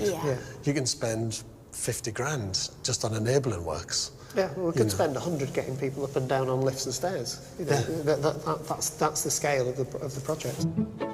The biggest challenge of this project is right above our heads, the enormous water tank that will become their living room. The only access right now is through the roof. So can I get inside the tank then? Can I go in there? You can. Do you want to open this up? Yeah, it's Is it pitch black? Whoa. Crikey, look at that. Hello!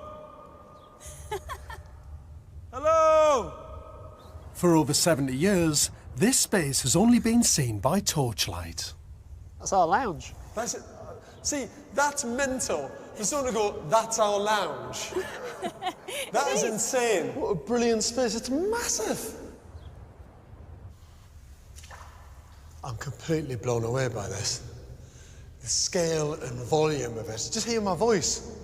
Just bouncing and echoing around this enormous drum. It's incredible to think that this is going to become their living room. The challenges of this tower don't seem to faze Andrew and Michelle. It's clear they have the can-do attitude and passion that the building demands. I tell you, this is a fantastic building, very, very unique, and such a brilliant, strong Art Deco style. And the thing is, what they've taken on here is actually really tough in terms of how you get the services into it, how you deal with all the utilities and the logistics of getting all the building materials and their builders up to this level and working every single day. But the success of any restoration project comes down to the people brave enough to take on the work. And it seems to me that Andrew and Michelle were destined to get this building.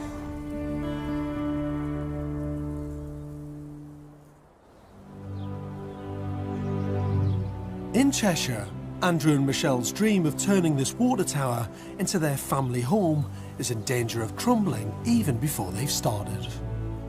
Along with months of struggle getting their design through planning, the sale of their house to fund the restoration has fallen through 3 times. Had a year off now while we've been the puppet of everybody else. I think it's been useful in the fact that we've seen the building through a whole year. It's meant that we have been able to tweak the plans.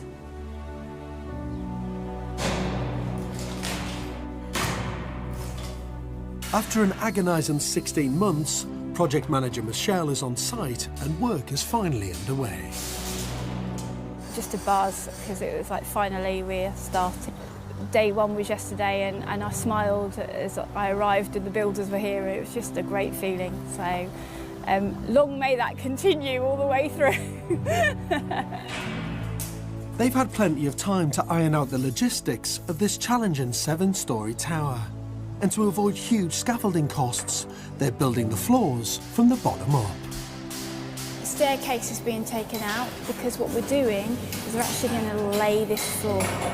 So by the end of this week, we'll have a floor in, and then we can work off that floor to the next level, and we'll be doing that all the way up to the top. It's more than a year since my first visit, and I'm back to see how Michelle and Andrew are getting on. Andrew, Michelle, how are you? Good, thank you. So good to see you. And you? It's 16 months since my first day when I came to see you. Yeah. The great news is you've started work. Yeah. What's going on today? Drilling out reinforced concrete to remove windows. Crikey, that sounds like heavy-duty, very noisy work. There's 24 windows. The good news is we've done 2 already. So and each window, as you can see, takes about 2 days or just over a day to actually mark out and do. 24 windows and you've done 2? We've done 2 so far, yeah. So how's it looking inside? A mess. Is it? Oh, just a bit. It's always good when it's a mess, though. It's a good sign things are cracking on.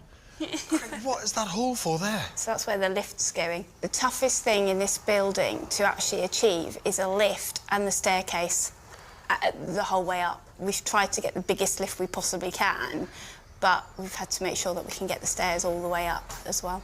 So how big is this lift? 1.2 metres by 1 metres if we can manage it, and 850 if we can't.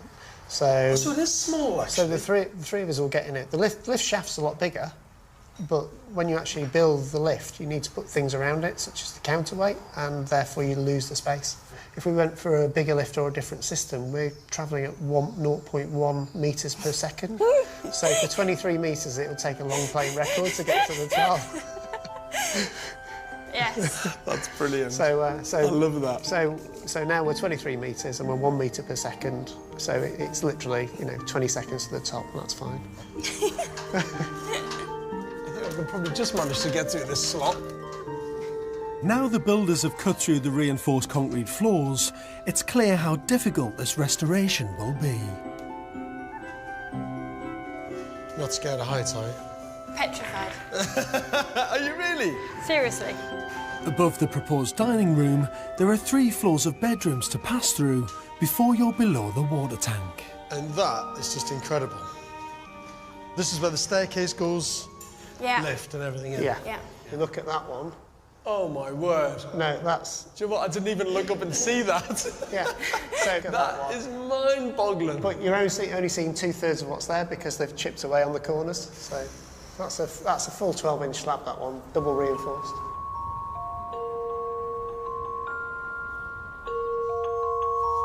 Welcome back to the water tank. When this tank was full, there would have been over 300 tonnes of water pushing against the structure, which is why the concrete has 2 layers of heavy-duty steel reinforcement. The shape is so huge. The quiz question for this room is 8 windows in 8 walls, or 4 windows in 8 walls and you've got wall space. I think it's such a massive decision. Why don't you cut the 4? 4, yeah. And then spend a bit of time in the space. To build a tower like this, which is both strong and elegant, reinforced concrete was the ideal material. I want to see for myself what it's like to cut through it 80 years later.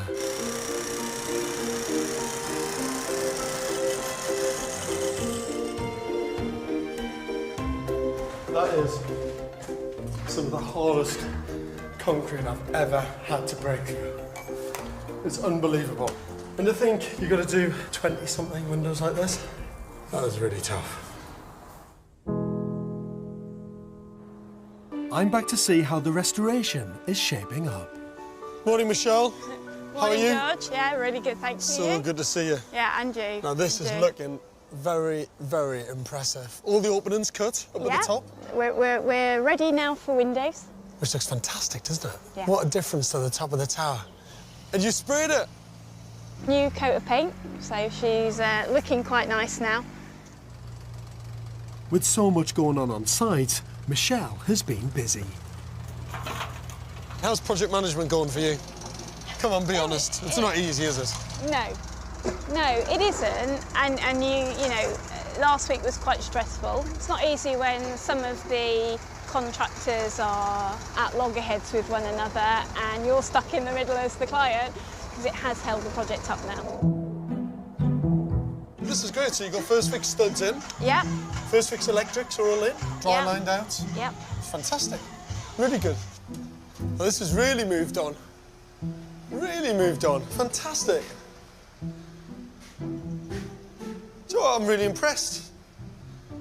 What we are really struggling with is it's an Art Deco building, is how to furnish it, and that's really, and the style, because we want it contemporary, but we also want some Art Deco features in the property because it is Art Deco. How do you furnish Yeah, an unusual shaped space, very unusual, yeah. in an Art Deco style, but that also still feels quite contemporary and suits the way you live. Exactly. And works for what each space needs. Yeah. And it's even more difficult when you're not that keen on Art Deco furniture. What was the water tank will be their living room, complete with 27-foot high ceiling and a mezzanine. This space offers a great opportunity to honour the Art Deco exterior of the building. But it's not just the style that's a challenge, it's the scale. I'm not quite sure how this room's going to work, and that's worrying me at the moment. Put it this way, you can't go down to a standard sofa shop and buy a standard-sized sofa and standard-sized chairs, because they will just look like little miniatures scattered around the place. Absolutely. You've got to really get your head around the scale of this. I know. And more than anything, think about it as zones. I'm really now concerned. To the point where I almost think I've got to now go back on the drawings, draw this out, and then start working out where to put things. This restoration project is flying ahead now. Loads of people on site, all the structural work's done, all the services in the building, even the mezzanine deck and the tank is nearly finished. But in some ways, this rapid pace is lulling you into a false sense of security because there's still thousands of decisions to be made. And if I'm honest, I don't really know what this place is going to look like when it's finished. And I'm not sure Michelle does either. With winter fast approaching, just when it looked like Andrew and Michelle were on the home straight, there's trouble at the tower. We're kind of battling against the weather, the winds, and because we're at height, it's a lot windier at the top here. So for them to put these windows in safely, we have to wait for the wind to die down. We cut our first window at the beginning of June, and we're sitting here in the middle of November and we're still not watertight. So that's a bit frustrating on my side. Big time. I think this is at its lowest point, really, at the moment, on site, just because it's soul destroying, watching the rain pouring in on your building. I've got 3 separate companies doing these windows. So I've got one made the frames, one powder coating, and one doing the glazing. So it's not even being done under one roof. Jeez. I do know that we will get there. The complications with the windows means they have to be sent back to be changed. So another frustrating delay for Andrew and Michelle. Despite progress inside, outside the water problems continue. Non-stop rain has pushed them 8 weeks past the date they had hoped to move in. Good morning. Morning. What a miserable, wet day. As it is for the whole of the UK. How are you? You all right? Yeah, good, you? Nice to see you. And you? It's a mud bath, isn't it? Look. You've got water everywhere. And is this an area where you've put land drains in? Yep. 250 metres of land drain running right the way to the corner, in doubles, just sits on the top. Still can't handle it? No. Not sure what we do now. Got bigger problems than this, though. Like? Like over there. What's going on over there? So this is what we think is our water table. Yeah. So this is an old pumping piece. Oh my word. So if I just... so we are You've got about up to there. 2 foot. Yeah, just above the knee. 2 foot of water coming in. Now that's not the problem. The interesting bit is if you go inside to the lift shaft, I've got 2 foot of water to the knee. So that might be the water table, and we don't know what to do. Also, the windows at the top still leak water. You're joking? No, we've mastic it in, we've rendered in, and the first one we have, 4 of the 5 windows on the back face still leak. The fundamentals of being watertight, weathertight, we're not. You're not having a good time, are you? No. All this water on site is only heading one way, down. So where's your we are lift here. shaft come plunge pool? It's down there. That's been pumped out this morning and it's got 6 inches in. And it's been tanked already? The whole lift shaft supported on it. Can't stay like that? No, we've got to do something. We can't have a wet lift pit. I don't want a wet lift pit, so, you know, what are you going to do? How are we going to get rid of this? You didn't pay for a wet lift pit, did you? It wasn't in the spec. I'm keen to assess the problem with the windows and see whether I can come up with a solution to make them watertight. So, there's your problem. Leaking. It's still leaking. That's fresh water. That's not just an hour's rain that you feel on the surface. To be absolutely fail-safe, I would break off the render that's there in that reveal, take it back to the concrete, but a proper waterproof render on that reveal would do it. Even the foundations and floor slab for the new extension are underwater. Do you know what? You've actually got yourself a nice little swimming pool. Oh, this isn't It's too lovely, bad. that. This is rainwater only, though. How are you both feeling about the project at the minute? How can you be 10 months in and still not be watertight? It's ridiculous. I'm gutted. It's going to be a real issue for me for the whole of this now, for living here, is because the windows have caused us so many problems. So many. And also I know all the defects. And I've got to live with these windows. And it's great because everyone keeps coming and going, oh God, the windows look amazing. And I'm sitting there going, yeah. Because they've been such a hassle the whole way through. And the fact that we've got no comeback on these windows now because the company, I found out that we don't have any guarantees on these windows. So I'm stuffed. This just sounds like a nightmare. Yes. Should have finished 13th of December. We're now February and we'll be lucky to be in by 1st of April. But we're all working to 1st of April.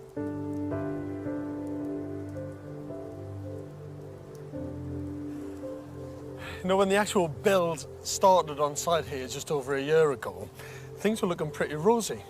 Good, strong, robust building and a very good budget. But they should have been wind and watertight way before now. the delays that they've experienced with the windows, and now the problems that they've got with the water coming in at the top and at the bottom, is just going to delay this project even further. They've set the new finishing date of the 1st of April, April Fool's Day, to get this all done. Now, I love a bit of optimism, but I just don't think that's going to happen.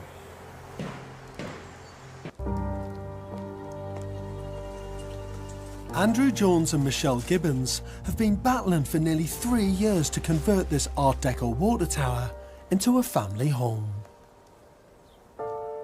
This restoration was hugely ambitious, but has now been beautifully transformed, rising majestically from the ground.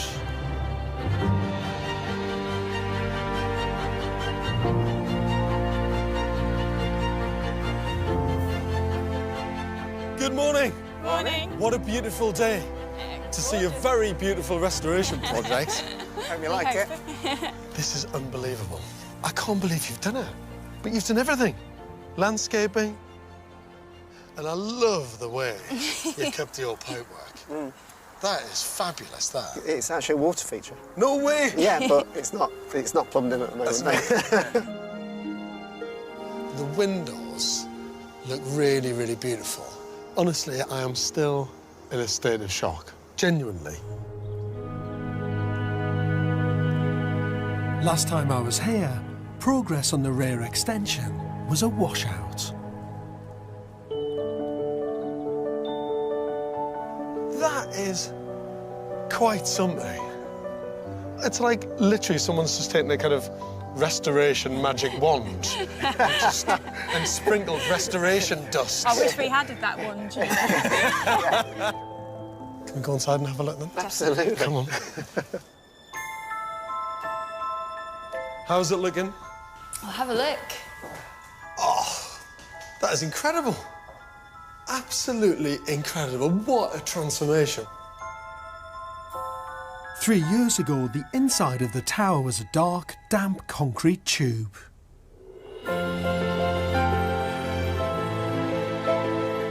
Now the ground floor has been transformed into a family kitchen, flooded with light.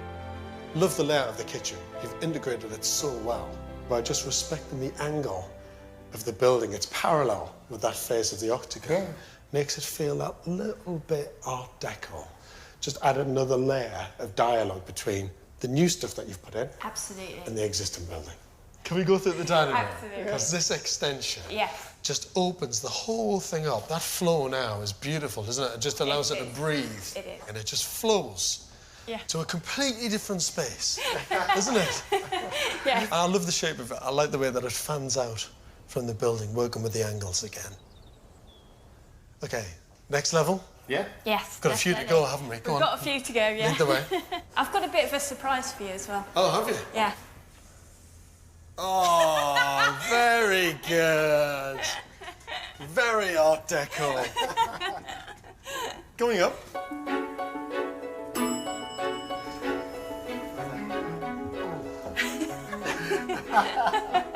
Crikey.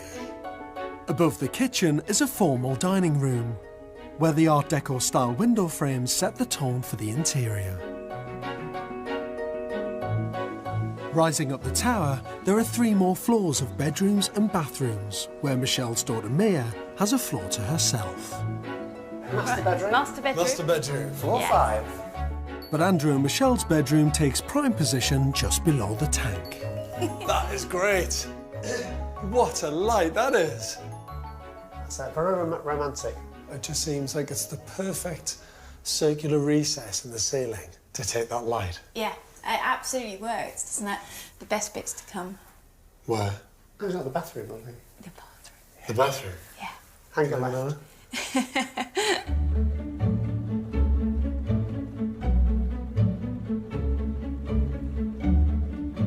Crikey, it's huge.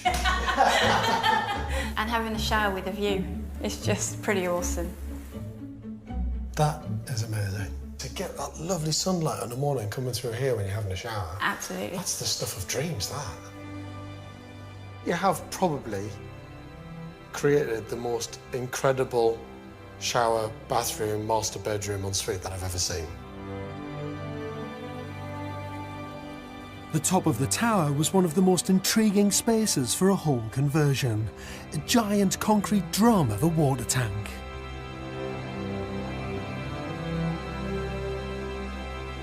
Now, 8 4-metre-high windows help create the most incredible lounge.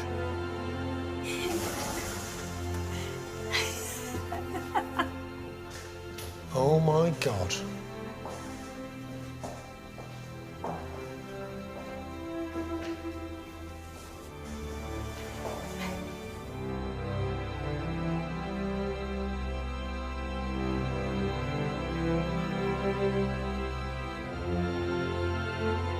That is absolutely brilliant.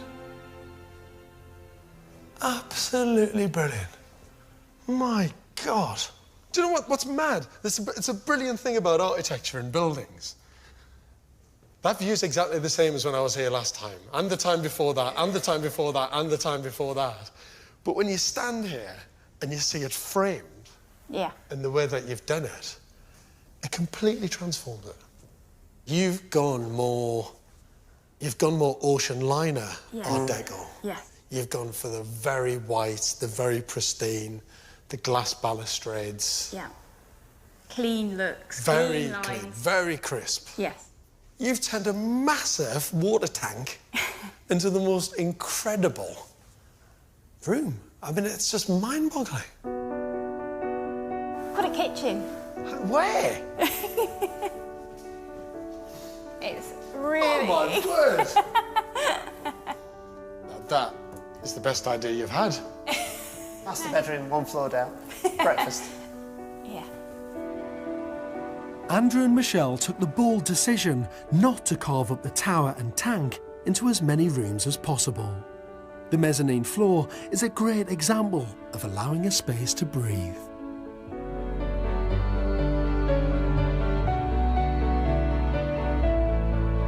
This is it. This is where, if you like, all of it culminates and comes together.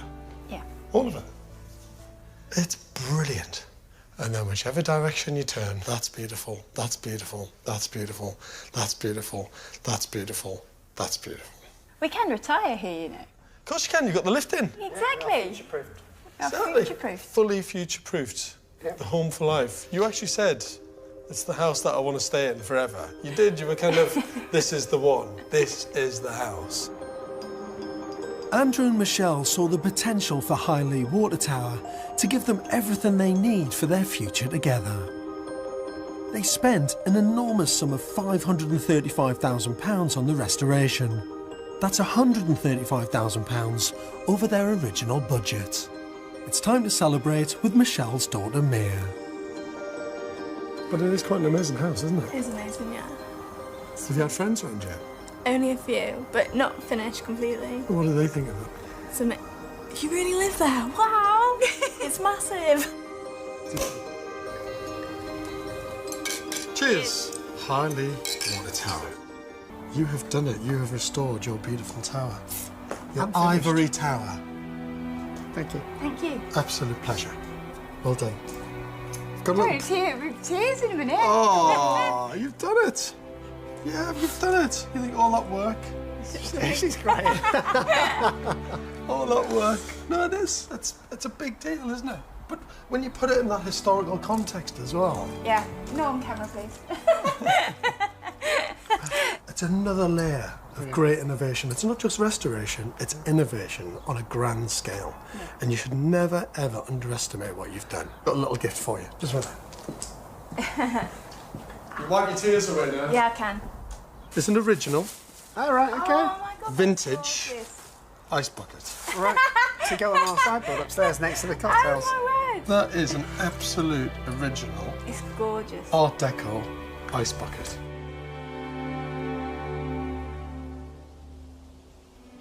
What an epic build. Now, when it was first built in 1938, there's no doubt that this was an innovative engineering wonder. And there's no doubt now in my mind that nearly 80 years later, it's an architectural wonder too. On the far western tip of Wales is the county of Pembrokeshire. Perched high above a river on the southeast corner of Pembroke town and sitting on the remains of a medieval town wall is an 18th century Georgian ornamental summer house, known as a gazebo. This curious combination is owned by businessman Bruce Woodall from Oxfordshire, who bought it way back in 1979 for £30,000, with dreams of turning it into a family holiday home. My wife was spotted it first driving past with her parents, and then when I used to come down with her, she always used to point it out and say, I'd love to be able to buy that one day. I just think the building's lovely. I just think it's unusual, it's quirky. I think there's an awful lot of people like me that love a challenge. The more the merrier of us that are around to take on these things and turn them into something beautiful again.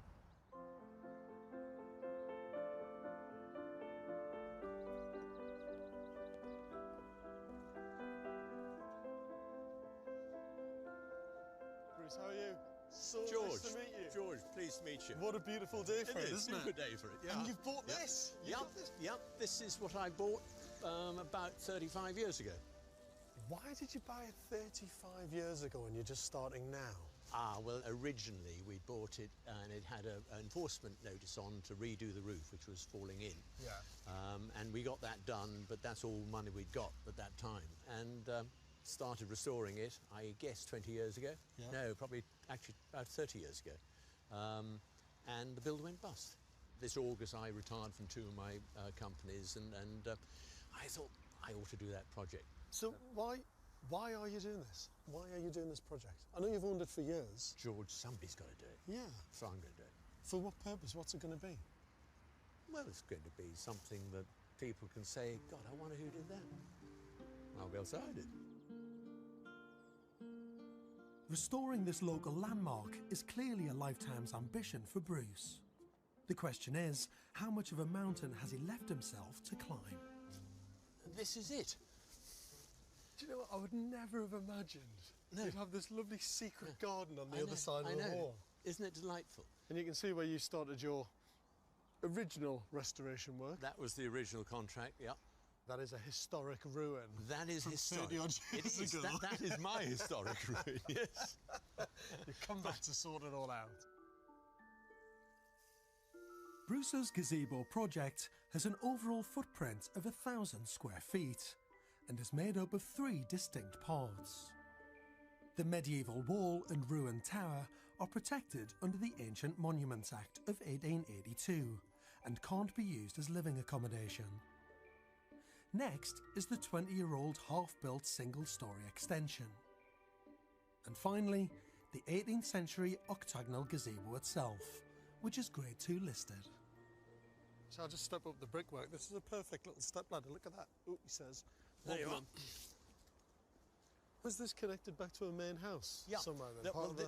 This particular garden is the 3rd tier of a 3-tiered garden. So the big house is up on the main street. So this would have literally been a nice little garden pavilion. And I assume that in the old days, this was where they sat and had their afternoon tea. You know, you can imagine it would be an absolute sun trap. Yeah, now that, albeit small, is a very beautiful space, isn't it? Isn't it fantastic? That is really lovely. Yeah. I love that ceiling. It's crying out for a chandelier, isn't it? It really is, actually. And you get those lovely little frame views out, don't you? Yeah, absolutely, yeah. On, you know, on all 4 sides, so you can look north, south, east and west. And so all this is going to be terrace? All this is going to be a slate terrace, because obviously slate's a traditional material here in Wales. It's going to be walls, obviously, around here and a balustrade going along the front. And then one of my quirky ideas is I'm going to put an outdoor chess set here. What nicer to be sitting with your back to the wall, looking at this lovely garden and playing chess.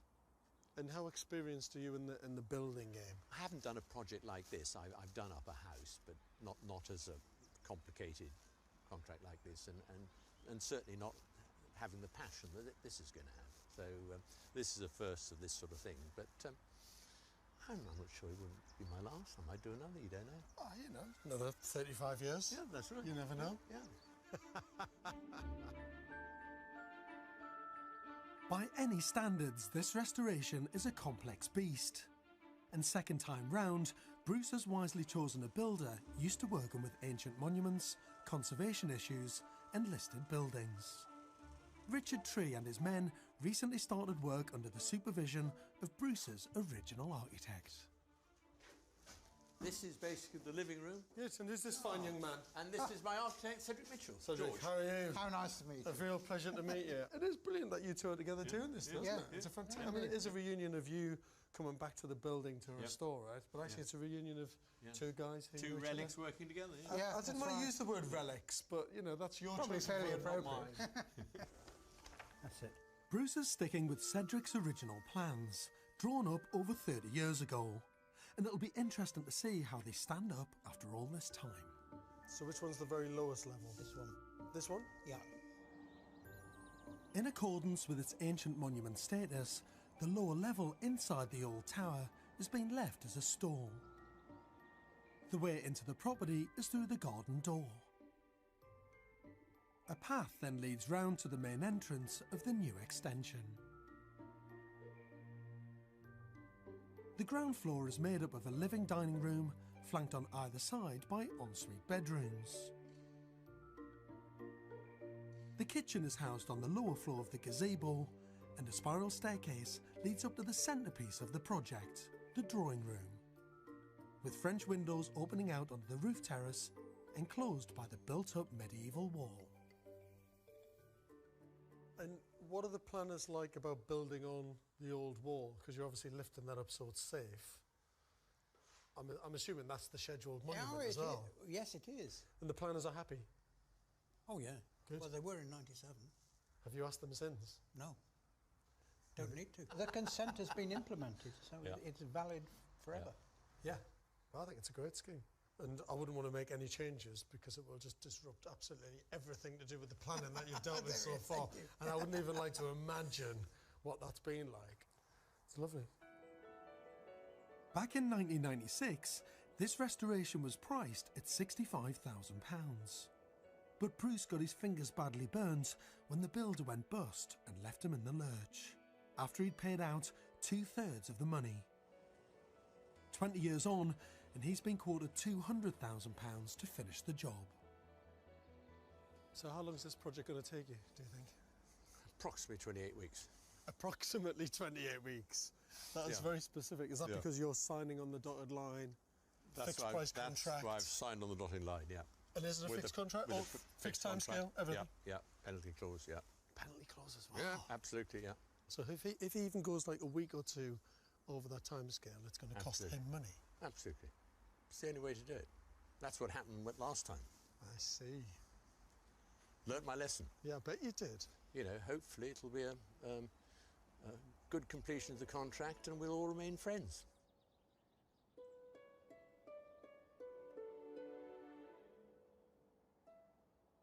Now, this project may seem small and quirky, but in many ways, it doesn't get more complicated than this. At the lower levels, you've got a highly protected scheduled monument. At the upper levels, a Grade 2 listed structure and a steeply sloping site that makes the design and access for the build really difficult. But something tells me that having owned this building for over 30 years and failing to restore it when he was very young and inexperienced, this time, Bruce won't be defeated. In the town of Pembroke in West Wales, Bruce Woodall's gazebo restoration is up and running again 20 years after it first started. But builder Richard is far from happy. This site does have its problems. Access into the site is through a normal household doorway, which means that the only way in is over the wall using a crane. So I'm going to try and get him to the left-hand side of that pallet, OK? It doesn't help that the wall in question is a scheduled ancient monument, so the utmost care must be taken to protect it. Spot on. Holly, that's to pinch it up slowly. Although Bruce's gazebo is half a mile away from Pembroke Castle, this medieval wall once ran unbroken all the way back to that mighty fortress. It's a tantalising connection with such a historic building. Back on site, there's been a development. CADU, the Welsh Government agency responsible for all scheduled ancient monuments, have got wind of the fact that this project is up and running again. And understandably, they want to check that everything is as it should be. There are a number of issues that we're going to have to try and sort out and get to the bottom of. CADU are insisting that all works be put on hold. Which is bad news for Richard, who's on a fixed contract with financial penalties if the build overruns. By this time we were hoping to have about 6 to 8 men on site, building the walls up so we can get the top section weathered and waterproofed. Without that roof being watertight, I can't go any further than the work that we've done now, so we may have to pull off site.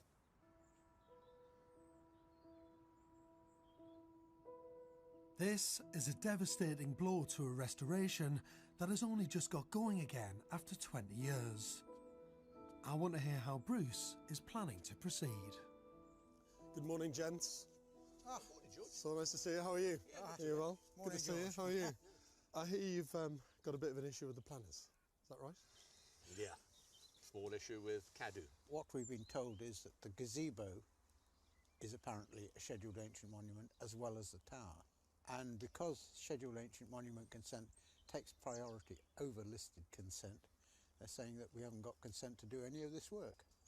But you have got consent. You just got it a long time ago. Well, that's right. The thing with planning is once you've got planning in place, as long as you've significantly started work, Absolutely. then you've It's valid implemented the forever. planning, Indeed, and it's valid forever, which Absolutely. you guys absolutely started Absolutely, work yeah. years Yeah, ago absolutely. and built all that extension on that. 75% finished. So why have they had such a change of heart? Well, they said we've got to regularise the paperwork. I mean, we've been asked to apply for scheduled ancient monument consent, and they will look at it as if it were happening today. Now, if they decide that that's not what should be happening to a scheduled ancient monument, I don't see that they have any choice except to say, we're not going to approve it and you'll have to take it down. Have they asked you to stop work?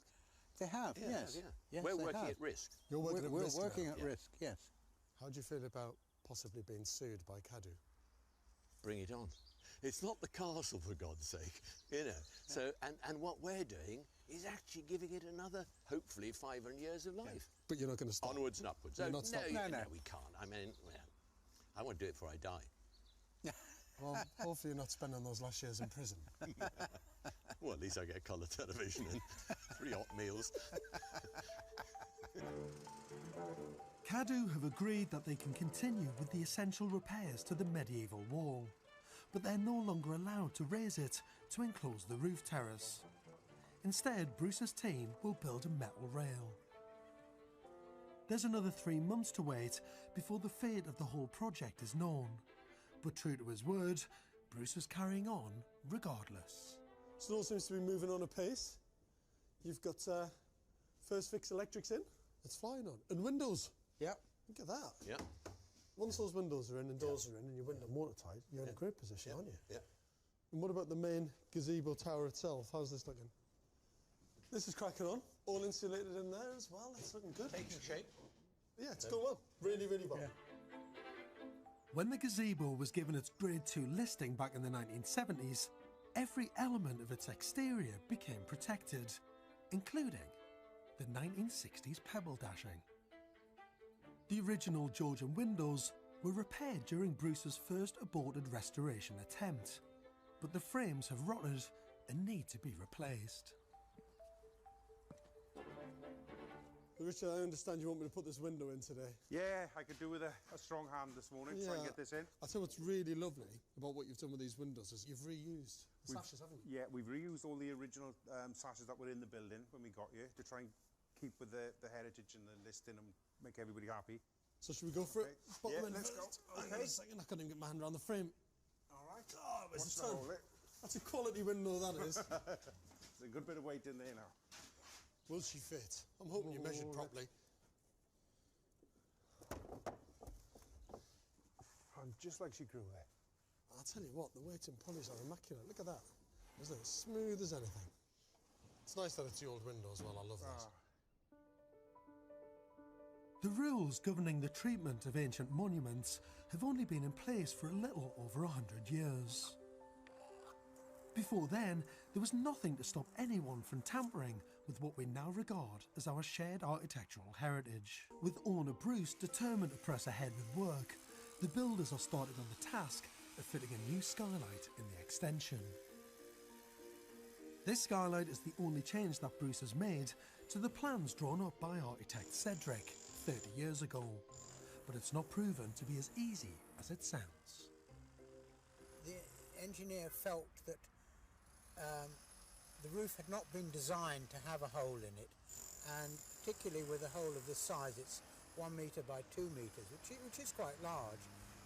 He was concerned about the reinforcement within the concrete and whether that was going to be capable of spreading the load over the rest of the roof. But he's now worked it out, and it will be okay.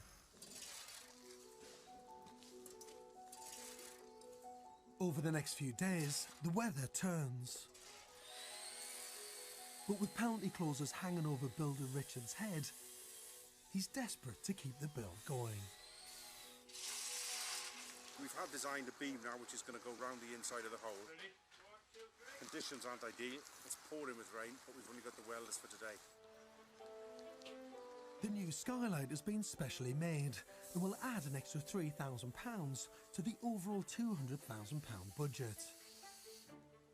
But with the Scheduled Monuments Act hanging over Bruce's head, he may be forced to abandon his cherished restoration project again, and this time for good. We'll have them all in by midnight.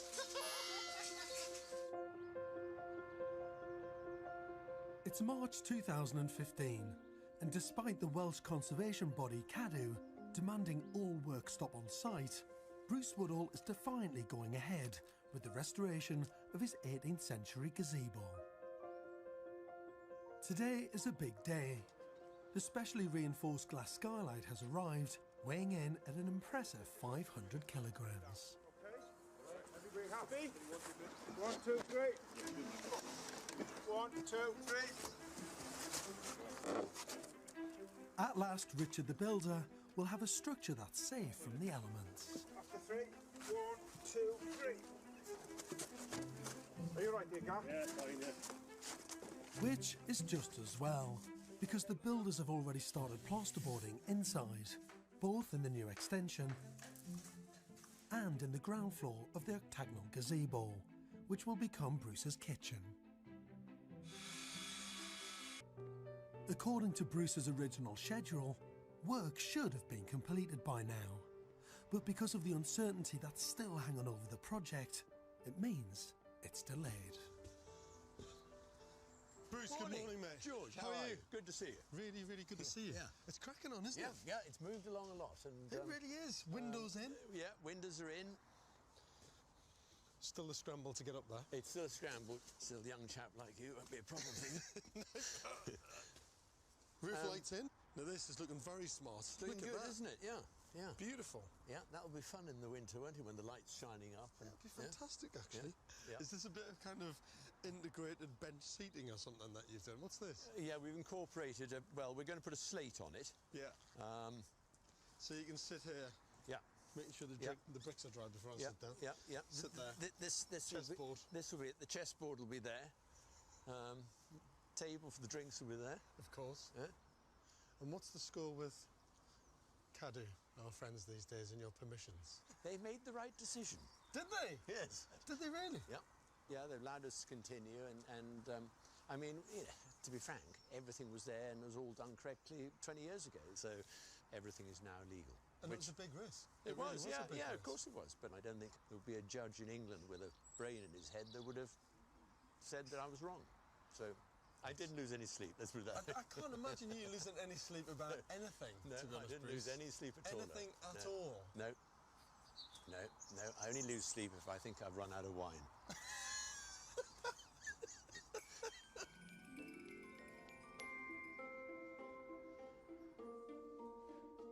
Inside, the plasterers have started work in the new extension. And I'm down to see how the gazebo itself is shaping up. It'd be nice when the spiral's in. Very smart. This is a great room. It's always a good sign when the plaster's going on the walls. We were just saying, not going to be not much room for much furniture, though. No. What were you going to put in here? Tea and cucumber sandwiches. Yeah. Yeah, that's all right. You go for a lovely little table there. Got your little seats off to the side. You don't want to clutter it with too much. No, that's the whole point. It actually wants to be minimalist. Yeah. Yeah. And it is a place to kind of get away from everything else, really, when you think about it. You know, you've got so much accommodation downstairs. Yeah. You come up here, bit of peace and quiet with a book. Yeah. Yeah. Sit in the window seat, look out the window. Yeah. Watch the world go by. Everyone is relieved that the planning situation has finally been resolved. Now the stage is set for the gazebo to be transformed into the elegant retreat that Bruce has been dreaming about for the past 35 years. And the builders have entered the final stages of its restoration. And the Welsh slate for the terrace is being laid. So you have two shots of chess pieces either end, don't you? Yeah. Bruce has taken charge of creating the outdoor chessboard. And after 20 years in storage, the stone pilasters that will form the balustrade have arrived on site.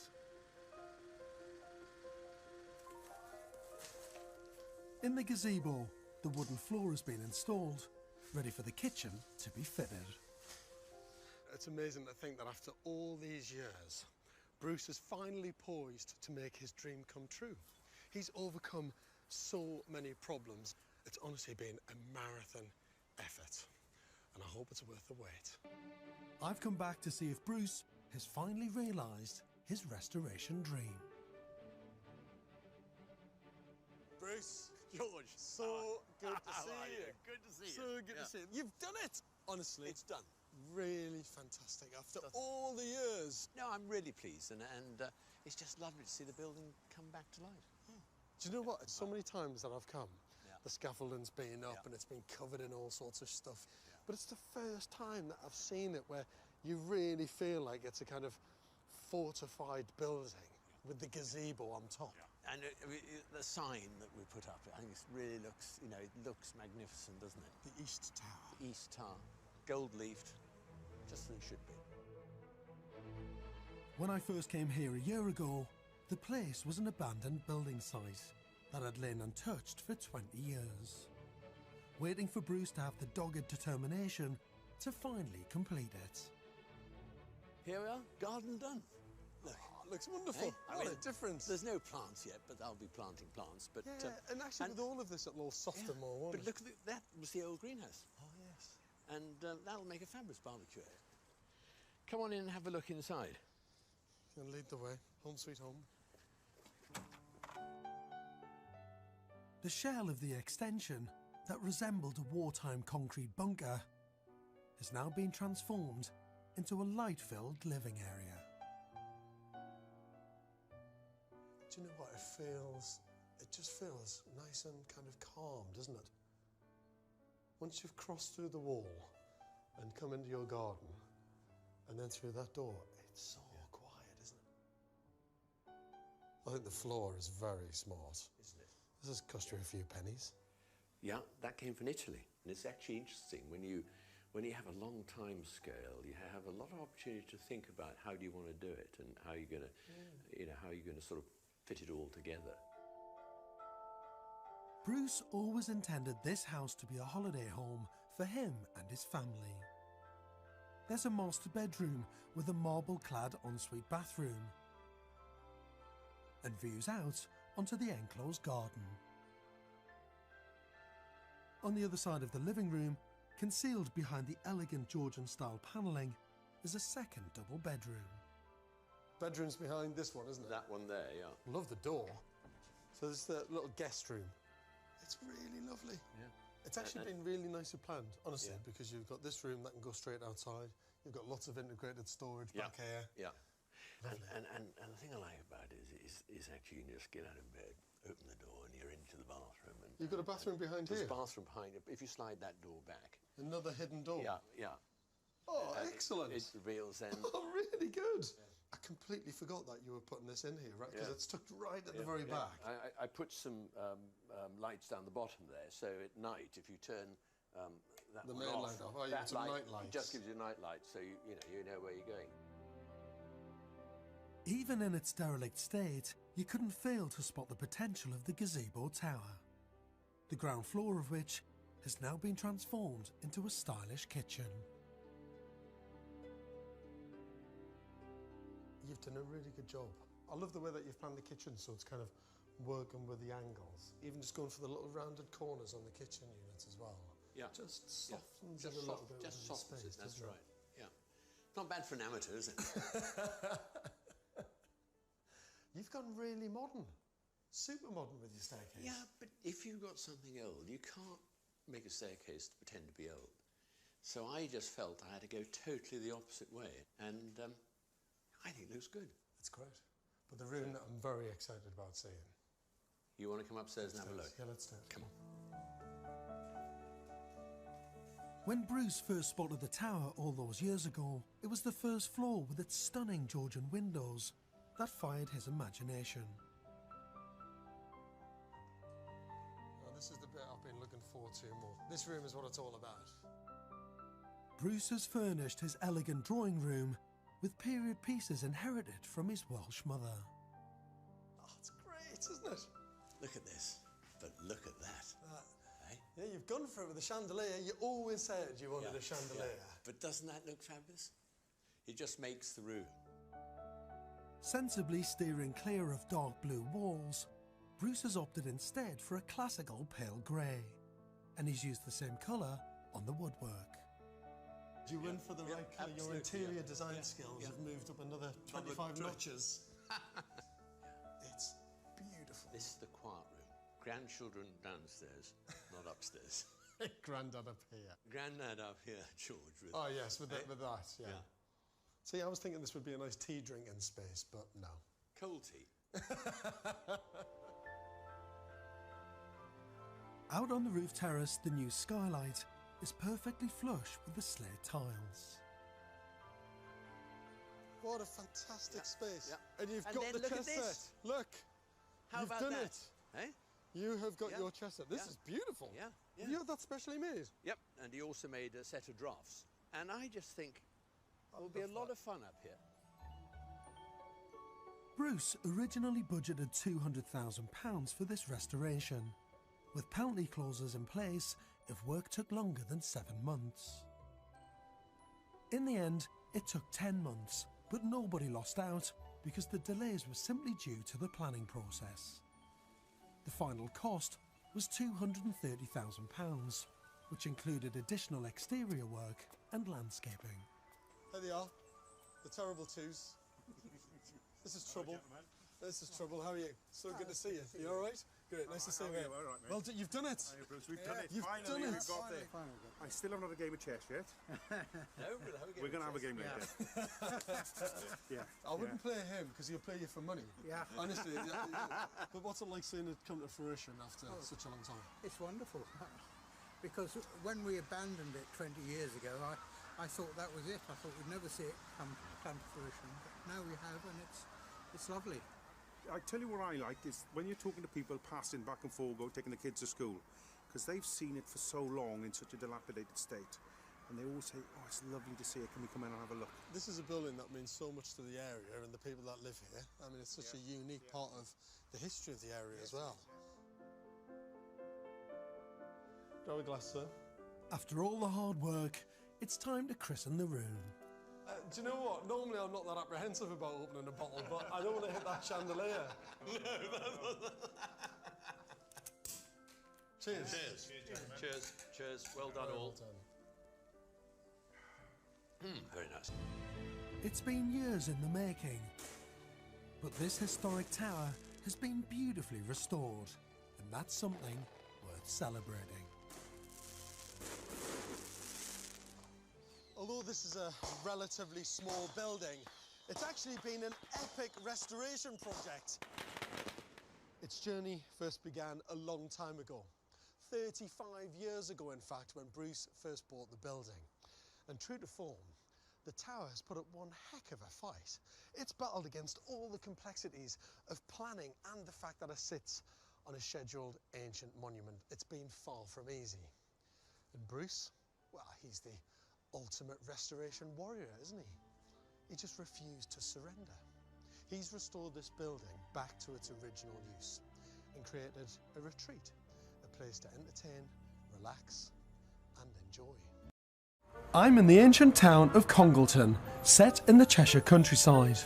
Since the Middle Ages, this market town has been renowned as a producer of lace and leather goods. But to make them, Congleton needed one very important thing: water. And it's the very reason this impressive structure was built. Constructed in 1881, this Victorian water tower, known as the Forge Lane Water Tower, was at the time state-of-the-art engineering, delivering clean, safe and fresh water to the town. But since larger reservoirs have been built, the tower has played a minor role. Today, 30-year-old architect Andy Critchlow and his partner Anna Ferguson, who works in IT, have a vision to restore this abandoned Victorian monument into their dream home. We did come and see it once in the snow. We hopped over the fence and just came up and have a look, and it is a really lovely building. Went straight to the auction, still no real idea whether we were going to buy it, and then probably about half an hour later walked out, phoned Anna and said, we've just bought a water tower. Yeah, I was taken aback, just concerned about how he was going to fit this all in, whether it was going to actually break him.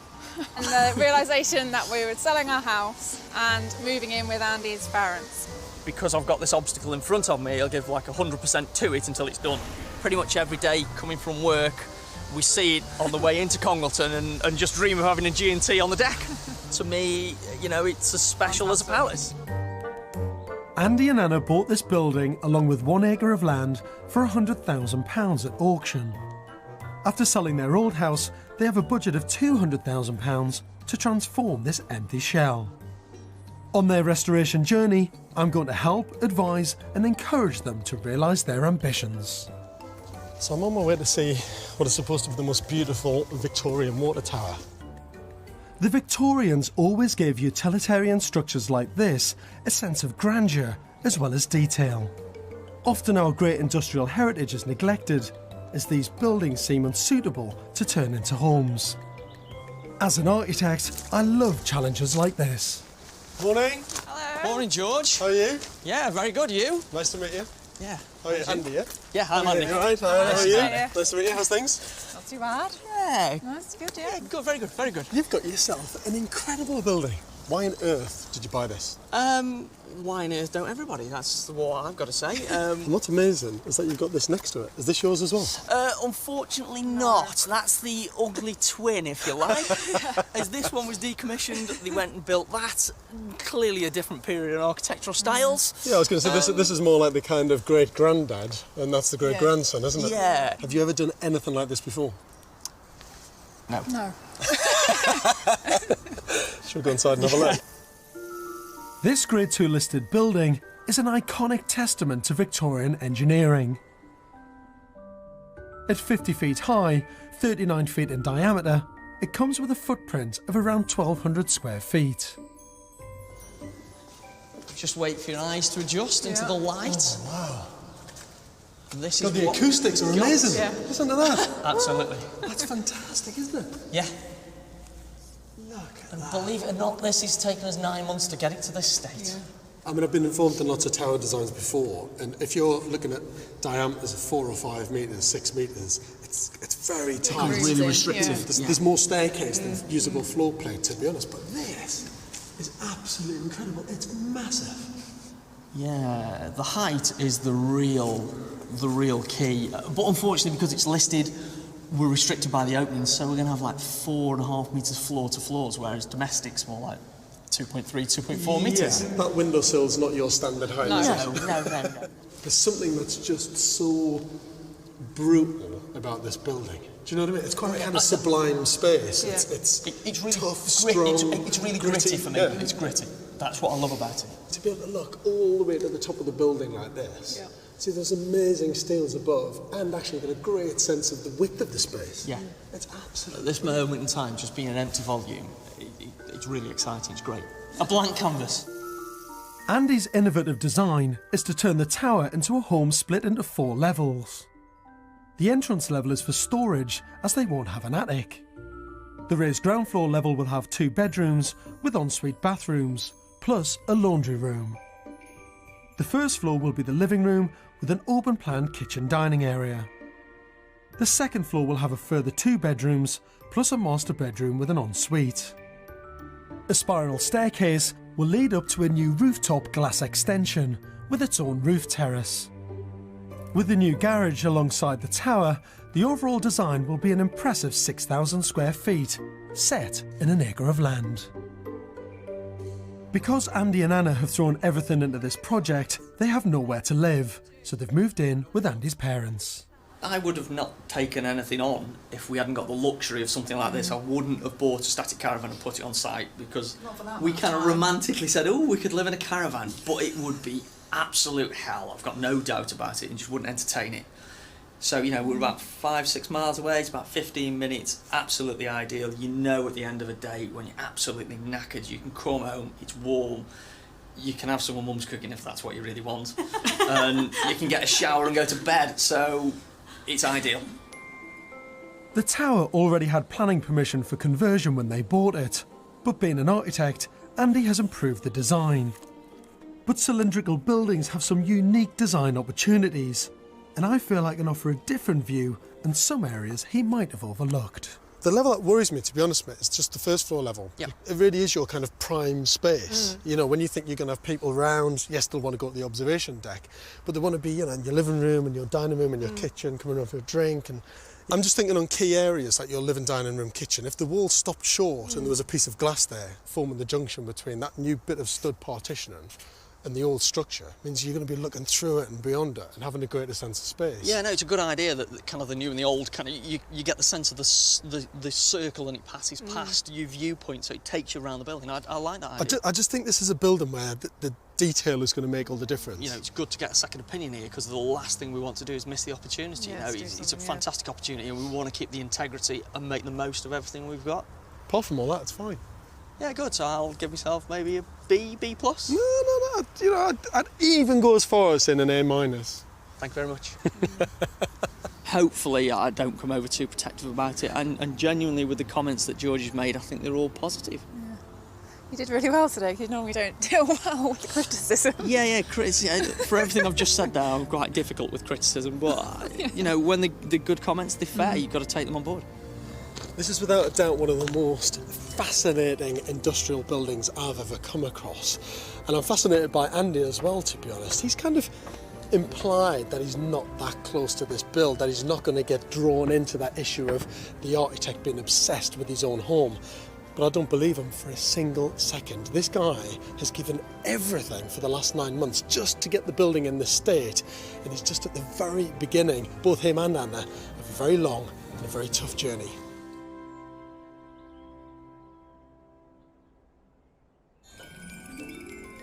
In 2009, Andy Critchlow and Anna Ferguson bought this derelict 19th century water tower in Congleton, Cheshire at auction for £100,000. They want to convert it into their dream home. I am absolutely buzzing about this building. It's just incredible. I don't think I've seen an industrial building of this scale and size in such good quality. It's just phenomenal. I mean, the diameter of the tower itself is so unique. It's so rare to get your hands on a building of this style and of this build. I mean, this huge central column that you've got, soaring up to the top, supporting all of those steels that would have supported the old water tank. It's just an incredible structural feat. For this to have any opportunity of being turned into a home is just, it's just an architect's dream. After 9 months' hard slog of hacking and cutting away the building of unwanted scrap iron, they have one more piece to go before they can start the construction. So this building's 130 years old, and there's been 9 months of super hard work done by Andy and all the guys to get all the cast iron out. And this is the very last bit.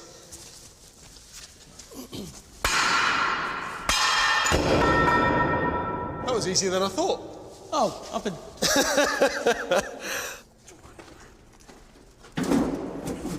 Big day. Yeah, the last piece gone.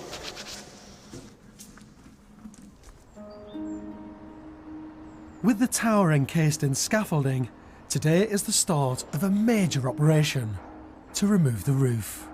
But with winter closing in, there's not a moment to lose. This is a big kind of momentous occasion and piece in the whole build. The roof is literally, it's a Chinaman's hat, is how I've always referred to it. What they're going to do is they're going to cut some holes in the centre today, strap that up to the crane and then lift it off in one so it looked like a flying saucer's appeared in Congleton. The roof has to come off because Andy has to cut out 6 huge iron beams that supported the old water tank. They're so big and dangerous, they've got to come out through the roof. Andy and his dad Cliff watch nervously. I'm looking forward to it come off in one piece perfectly and then go back on and then come off and go back on for the next 2 weeks.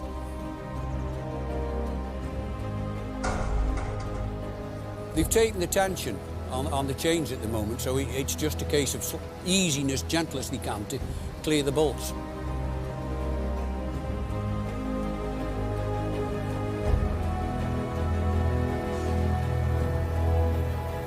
It's bigger than you think, isn't it? Another tick in the box.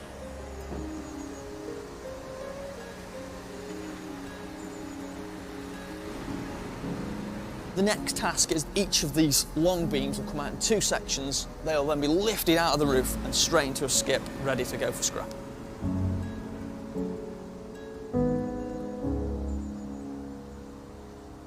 It does look like a bit of an alien object in the landscape now. It's only going to be landed there for a few weeks. It will be going back on and off every day to protect it from the elements for the next couple of weeks. We're all really happy with how today's gone, but we can't forget that we've just removed the roof off a building at the start of winter, and there's lots of work ahead.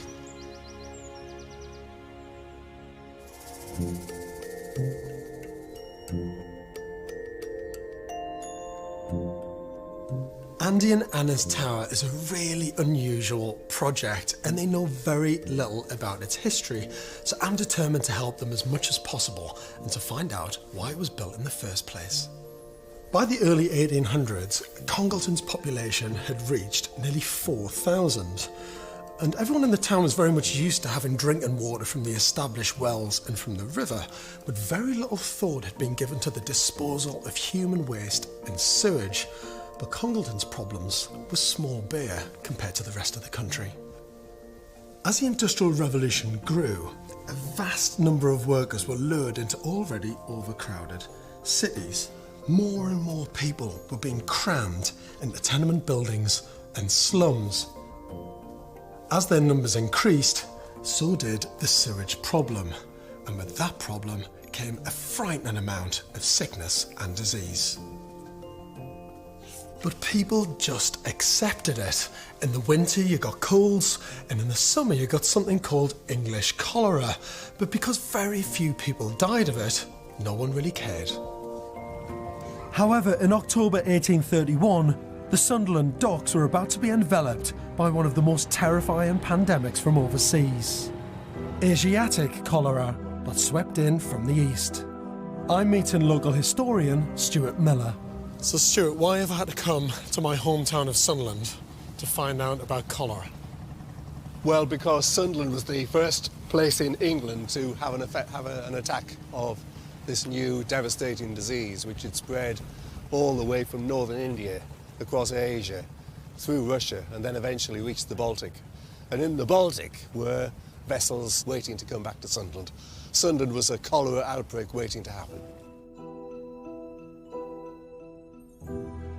In the 1830s, it was packed, overflowing, filthy, devastated by the effects of crowding.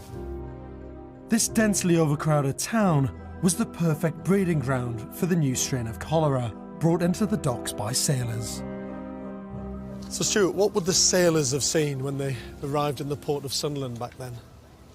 Well, their first vision, of course, would have been a crowded river, because the berthing plans suggest that the ships were berthing maybe sometimes 7 or 8 abreast. How would it be transferred from one person to the next? I mean, we know with the plague it was rats, but how did it happen with this form of cholera? Well, to put it bluntly, I suppose it's what you would call shitty hands. That's the problem. When you think about people living in packed accommodation here, with very poor sanitary facilities, it was almost impossible to keep yourself clean under normal conditions. And when you've got someone who has cholera already living in close proximity to you, then it's going to be almost impossible to keep yourself apart from this. And what was it like for someone who actually caught this vicious, deadly cholera? Your body would darken. Eventually, I think that you would die of, I suppose, what you would call a seizure or a stroke. Eventually, the body would just collapse. There's a lovely picture of a girl called Isabella Hazard, who's known as the Blue Girl, and she was one of the very early victims of cholera. And she's called the Blue Girl because there's a drawing of her in the Lancet Medical Journal, and her face is very darkened because that was one of the effects of the cholera, the Blue Girl. Asiatic cholera spread like wildfire, claiming 130,000 lives in Britain by the end of the 19th century. This forced the government to sit up and rethink their approach to sanitation in the nation's filthy cities.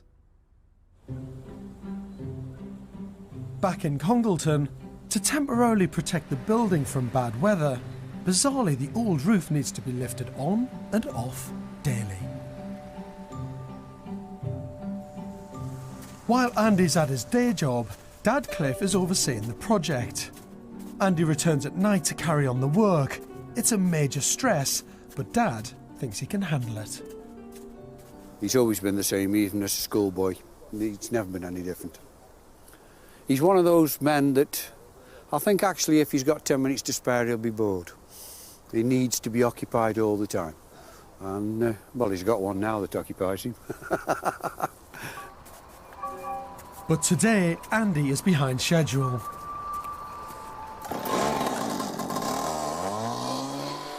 It's getting late and he's got to prepare the walls of the tower for the new steel beams being fitted in the morning. It's a long and laborious process, and tempers are beginning to fray between father and son. There's a shitload of walk past on every floor. I don't care.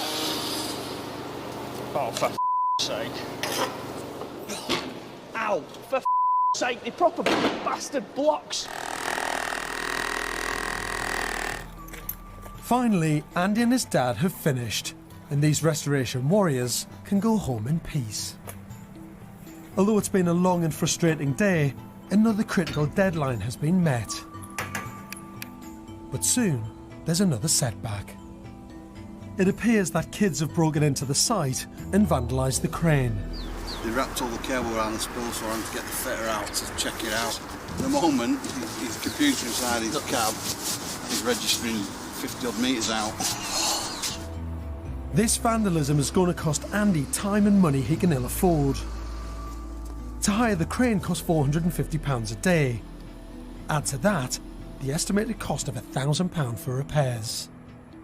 Annoyingly, this was to be the last day the crane was needed on site. Without it, the roof can't go back on. In one of the worst snowfalls for years, the interior of Andy's tower is now left unprotected. As the crane is taken away to be repaired, all that can be done is for Andy and his 62-year-old father to haul ropes and canvas to the top of the tower to try and erect a temporary cover. Come on, ropes. Just a few days before Christmas, Andy and Anna's future home is snowed in. It is mindless that people don't appreciate, you know, a stone throw through a window, just what havoc it can cause. In December 2009, Andy Critchlow and Anna Ferguson bought this derelict 19th century water tower in Congleton, Cheshire for £100,000 at auction. With the remaining £200,000 from the sale of their previous house, they hope to turn this Victorian edifice into their dream home. Despite the severe weather and vandalism on site, the critical job of removing the old iron girders and replacing them with new steel ones is on track. It's an unbelievably exciting day. This is where all the steels are turning up that we're dropping in through this massive crane right through the top of the old roof. So all that steelwork will support the new timber floors that will be installed. But it's really a case of adapting the building to make that steelwork fit.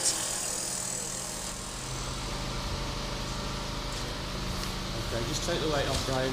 When you think of most restoration projects, it's kind of tinkering, you know, brushing away the flecks of paint and being very gentle with the old building because you don't want to damage it or cause any disruption. But not this one. This building is so tough and so hard. What I love about it, it's like a celebration of this area's hardcore, brutal industrialism. When I first met Andy and Anna, I suggested a change to their kitchen design, which included a glass panel that could be used on all floors. If the wall stopped short and there was a piece of glass there forming the junction between that new bit of stud partitioning and the old structure, it means you're going to be looking through it and beyond it and having a greater sense of space. I'm interested to see if he took my ideas on board. Immediately, I went back to the plans and the drawings and started to incorporate them.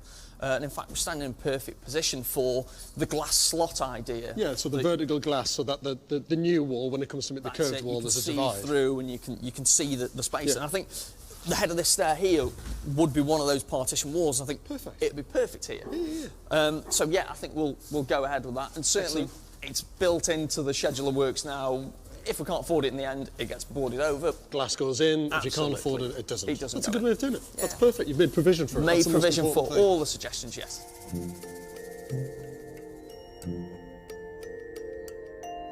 With the tower now beginning to take shape and look like a home, I've decided to discover more about its history. Now, despite the outbreak of cholera and the death of over 130,000 people, very little was actually done to clean up Britain. Sanitary conditions in places like Congleton still remained largely medieval. Now, in 1839 in the UK, for every one person that died of either old age or violence, 8 people died of disease. But there were a few Victorian reformers who at last managed to make the connection between diseases like cholera and water. Edwin Chadwick managed to persuade Parliament that better hygiene would not only prevent disease, but also lead to a healthier workforce. Influenced by this argument, in 1848, an Act was passed by Parliament. I'm going deep into the archives of the Palace of Westminster to discover more.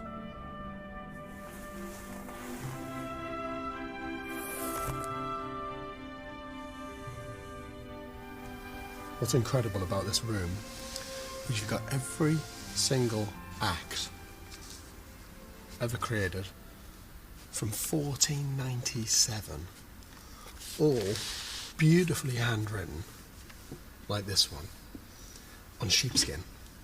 As soon as you open the act, the first words that you see, in Norman French at the very top, is Le Reine de Vaux, which basically translates as the Queen wishes it. So it's an act passed for the provision of improving the sanitary of towers and the populous places in England and Wales. And it's expected that the supply of water to all towers and places improve the quality of sewage, drainage, re-cleansing and paving. I'm in this room with this piece of history, the first Public Health Act that defines the improved sanitary conditions of England and Wales. In the early 1850s, there was another cholera outbreak. In 1858, with the excrement of nearly 2.5 million Londoners being emptied from cesspits directly into the Thames, it was getting clogged up, and the stench was unbearable. Known as the Great Stink, Parliament's windows were covered in drapes soaked in chloride and lime to keep the fumes out. The government even considered leaving the capital. Things had to change, and it took a fantastic feat of Victorian engineering to come up with the solution that still exists today: the London sewers.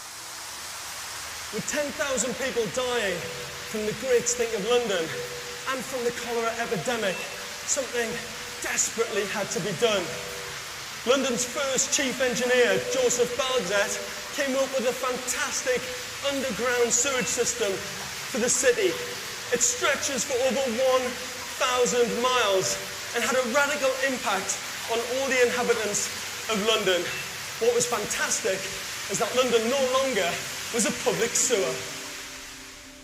This would have incredible ramifications that would be felt in every single town and city across the UK, including Congleton. In 1875, a new Public Health Act was drawn up, and this time it had teeth. So we go from all of these beautifully handwritten acts to all of these, which were created from 1850, where they were all printed. And in here, we've got an incredibly important document. Privies and water closets. I mean, you cannot get a more important thing when it comes to public sanitation than the everyday household loo. And it says here, it shall not be lawful newly to erect any house or to build any house pulled down or below the ground floor without a sufficient water closet or earth closet, or privy and an ash pit, furnished with proper doors and coverings, and rightly so, I think. Any person who causes any house to be erected or rebuilt in contravention of this enactment shall be liable to a penalty not exceeding £20. If you like, this forced local authorities to up their game. They had to have health inspectors, medical inspectors, and they were pushed and pushed to provide the very best of sanitation, hygiene, sewage systems, and water. There's no doubt about it, this document is very much the Magna Carta of sanitary legislation.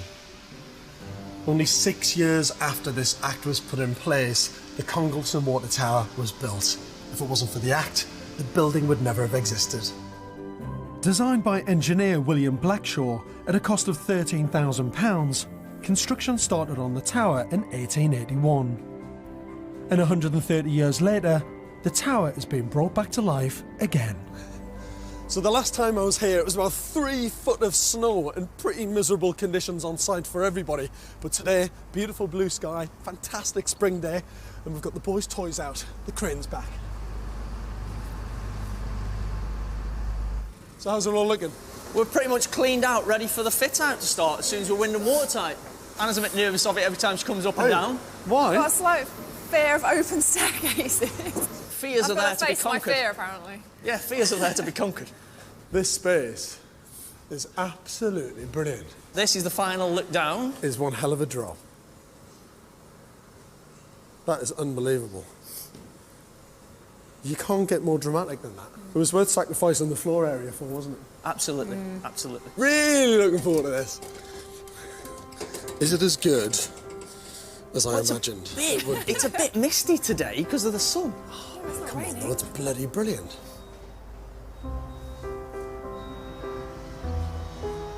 Bloody hell. Here it is. First bit of glass. Look at that. I find it an absolute pleasure and a privilege to see such a historic piece of architecture being beautifully transformed into something fresh, new, ecological, innovative. Yeah, you can't get more environmental than recycling an old building. In the restoration of this tower, Andy's energy and single-mindedness has been the driving factor. It can appear at times that this passion excludes everyone else, even Anna. I'm trying to get involved as much as possible. Is it coming together the way you imagined it would be? I don't really know what I imagined, because it was really Andy's vision. You're looking forward to living in it? I can't quite picture that yet. It doesn't really feel like a home yet. I always know from him it's about the kind of bigger vision. You know, the drama of the staircase and the practical, functional side of getting this building together. Because in some respects, he's not just architect, but he's project manager, isn't he? Yeah, he's everything, yeah. So... Oh, he's involved in every little detail. Everything? Everything. All-consuming, everything. Every single tiny detail. Paint colours, yeah. the lot. Yeah. He seems really tough and he seems really driven, but he also seems really stubborn. Not hard to please. He wants things done his way. That's what he keeps telling me. So. But it seems to me like he's so controlled and driven that anything less than perfect would be a sign of weakness. Yeah, I think you're probably right. Now that the engineering side of converting this industrial building is complete, I think it's time for Anna to get involved in the interior design and fit out. That's the girly bit, yeah, that's where I come in. Oh, is it you doing that? That's good. Are you going to let me? Yeah, but give me a rest. Get on with Oh, it. right. We can stop being so control freak. Yeah, whatever. Oh, I think it's going to be a nice family home, hopefully. It's definitely big enough. Yeah. Probably somewhere we can settle down. So far, this building project's going incredibly well, and that's down to one person, Andy. He's so well organised and driven, it's exactly what this restoration project needs. But as it gets to the end of the project and the detail of kitchens, bathrooms, fixtures and fittings, I think Andy might struggle. To make this project a success, I think he needs to bring Anna into the fold. In December 2009, Andy Critchlow and Anna Ferguson bought this derelict 19th century water tower in Congleton, Cheshire for £100,000. Despite the terrible weather and damage caused by vandals, the major heavy work is completed. It's time for the interior fit-out. We're on with partitions. This is the first floor and this is pretty much done now, and then the guys are working up the different levels. But Andy is a man who is driven to the exclusion of almost everyone around him, and that sometimes includes Anna. It just seems a little bit crazy going from like a 4-bed detached house to a water tower. To give Anna some inspiration, I'm taking her to a completed tower restoration. Here, Oh, wow. super giant size water tower. I think it's quite good to see somewhere like this where you've got so many rooms split on so many different levels, Right. how they're organised and all the Yeah. functional, practical things that you've got to think about to make it work. Yeah, that Andy won't think about. Yeah, exactly. Yeah, exactly. Come on in. What's quite interesting, from a very domestic point of view, Right. is they've got this full-on vacuum air conditioning system. But if you want to vacuum the entire property, Yeah. you can just plug in at any point in the house, so you don't have to lump a big hoover everywhere to hoover every floor. You just plug in a tube and it automatically kicks in, hoover all up, and then the dust comes all the way down to the ground floor. Well, that's pretty cool. That's good. Yeah. I was already thinking about where I'm going to keep the Hoover and then lugging it up and downstairs. So on this level, Right. kitchen. Ooh. The other thing is intercom system. Oh, right. Because obviously if they're on top floor and someone's down here, pick that up, push the button, have a chat with someone on the floor. Have you got that? Don't think we're going for that. I think we're just going for the old-fashioned shouting up and down. Andy's quite good at that. Yeah, he's very good at shouting. What they've done quite cleverly in this place, because the staircase is off to one side, the remaining So you've spaces got on those each little side spaces, is yeah. all storage. Hmm. This is the absolute right time now, if Andy hasn't done it already, is to think about integrated storage. You're looking at me as if to say he hasn't really done that. See what architects do, right? All architects. And I'm as bad as the next one. They get super excited about, look at the staircase and look at the light and look at the space and look how beautiful it is. And I'm slightly worried that Andy will get so absorbed in that side of the building project management, he's going to think about the practical, simple, but efficient things that you need to do right for it to work. Things like laundry. You don't want to be up and down the stairs all the time with laundry baskets from bedrooms down to utility spaces. So you could even think about putting in a laundry chute, which I bet he's forgotten about. Oh, right. Yep. You can literally just lift up a hatch on each level or on bedroom level. You could just chuck it all So down. I could just chuck it down the Yeah. stairs. Yeah, yeah. When you're upstairs and he shouts at you from the ground floor, you can just chuck dirty laundry Get at on him. at him, yeah. He's been too much of an architect. He's probably forgotten about all these very sensible things that you should take into account in a family home. You know, the architecture making the spaces look beautiful, I think he's nailed that. Yeah. It's about the practical How we side. actually use the room, so those kind of things are definitely important. Right? Taking shopping up and down, sorting out the laundry, things like that, hoovering, the cleaning, all those things that I'll be doing. If Andy's promised that you're going to be in that house for the next 10 years... He has. Well, Well, he's thing- promised to me. Yeah, well, things are going to change, aren't they? Definitely a family home. It's big enough. It's got enough rooms for kids. Yeah, it's in my mind. It's something I'm thinking about. Hopefully, Andy's on the same wavelength. I think Andy's probably thinking it more of a bachelor pad. You can't think of it like a bachelor pad. It's got to be a proper No, we have family to think home. about the future now, don't we? Absolutely. Yeah. And that's what Andy and Anna's tower is now close to becoming. Ironically, it was Congleton's population increase and demand for homes in the mid-19th century that created the need for our tower in the first place.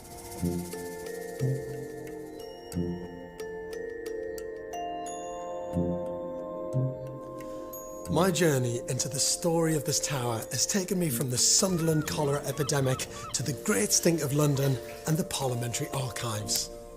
Without these extraordinary Victorian public health acts, which would help to protect Congleton's population of nearly 11,000, our tower would never have been built in 1881. The tower worked on the most simple principle you could ever possibly imagine. It would collect nearly 50,000 gallons of water from down in the town, from the existing wells and streams and rivers, and that would be pumped all the way uphill to the higher ground, up to its 50,000 gallon tank. And then that water would come all the way back down again under great pressure to supply the town and the population, all the houses. This water tower was in effect one big giant toilet system. The problem was, this building only really had a lifespan of around 50 years. A new reservoir was built, a new tower was built, and unfortunately, our beautiful Victorian tower became redundant. What I've always liked about this restoration project is its daunting scale and ambition. It's taken someone with determination like Andy to face this enormous challenge of converting it into a home. Sadly, many of our great old industrial buildings are left abandoned and unloved because of their sheer size, or they are simply unsuitable for residential conversion. But after only a few years of hard graft and dedication, Andy and Anna have finally finished this restoration, and I'm dying to see it. Morning. Nice to see you. How are you? You all right? How are you? Are you all done and finished? Just about. All done. Welcome back. Well done, mate. Yeah, really good. This is unbelievable. That is a great space. What a beautiful space. It just works really well, doesn't it? The modern white floors being slotted in against the curved old brickwork, all cleaned up. Old, crashed, new. I love it. Should we go up and have a look? Yeah, of course. Go on, Anna, lead the way. It's jaw-dropping to think that when I first came here a year ago, this was just an empty shell. Today, as we go up the stairs, I'm struck by the fact that when you convert a round tall building, it's always an architectural struggle not to lose too much of the space with the new staircase. So I'm really intrigued to see how Andy has made use of the space on the first floor for the spare bedrooms. The litmus test of whether a building's finished is whether the spare room's done, I think, for me. Spare room number 1. Number 2 looks just the same on the other side of that. Done? Absolutely. It looks beautiful. Really, really beautiful. Nice and simple. Yeah. Not over the top at all. Absolutely. Yeah. Beautifully done. I think the shape of the rooms is just spot on because you've got all of this perfectly planned bedroom, and then tucked in here, which is your kind of big service core, you've got all the bathrooms and services. I'm still surprised there's no lift. I see what you mean about the stairs now. Just keep you fitter and fitter. As we climb to the second floor, I love how the exposed brickwork meets the clean lines of the steel staircase and the new white walls. Into the living room. Amazing. This is great. This is a nice space. Oh, it's a fantastic room, isn't it? Yeah. Literally goes on and on and on and on and on and on around the corner. Follow the curve and it's all the way around. It actually works really well, doesn't it? Because you've got little work area over there, desk, computer right next to the window, seating area here, dining round there. Just in this area alone, 1, 2, 3, 4, 5, 6 windows, giving glimpses in all of those 6 different directions. This is lovely. Really, really nice. It just flows beautifully. With you come in and you've got entrance area, seating area, dining table, and keep going around the curve, and you've got this. I feel this kitchen really works, and I love the way that Anna has put all the work surfaces along the curved wall as it embraces the space and celebrates the windows of the building. I mean, that's not a bad place to wash dishes, is it, really? Fantastic. You know, standing there, washing a dish, looking out to that view. Can't complain at that. Well, if you're going to wash dishes, then you might as well do it in a beautiful place in the house. Surprisingly, as we climbed to the 3rd floor, I noticed Anna didn't go for some of the practical things I thought they'd need, which I showed her at the completed tower we visited. So there's no intercom, fancy vacuuming system, or even a dumbwaiter. Come on in. Master bedroom. Yes. It's great. It's your space. Same shape as the other rooms downstairs. Absolutely. All logical, all Absolutely, very simple, all yeah. makes sense. Bathroom's in the same place, drainage works fine, you know it. But that repetition kind of just makes sense. It's logical. It keeps the cost down. With the staircase taken out a third of the floor plan, Andy's been left with similar spaces on each floor. And I love the way he's been forced to work with the cylindrical fabric of the building. What was once just a conical roof is now a fantastic space. That extraordinary panoramic vista can be enjoyed for the first time. The bit that I've been waiting for.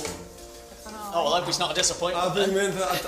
I even don't even want to look yet to just reveal it all. I'm that excited by it.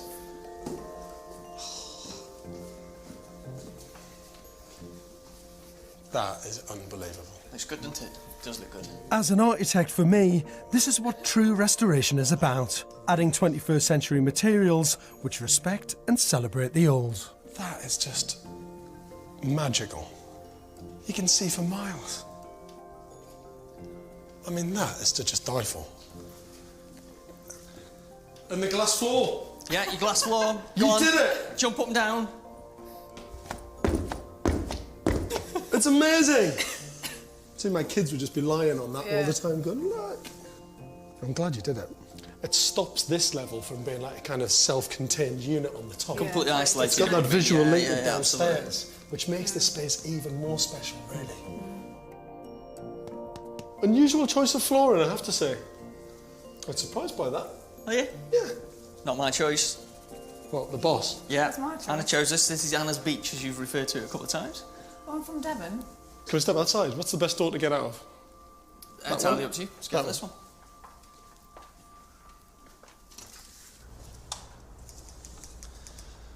It's amazing. Isn't it? Yeah. It's very fantastic. It's just View's nothing to do with us, but it's fantastic. Amazing. It's brilliant. When this building was built, with its industrial use, purely functional really, just how do we provide water for all the people in this area? Healthy drinking water for people in this area. And now it's a house. I was always struck by the beauty of this Victorian structure, the extraordinary interior space and the brutality of the building. As custodians of the tower, I want Andy and Anna to remember that industrial heritage and one day pass it on to future generations.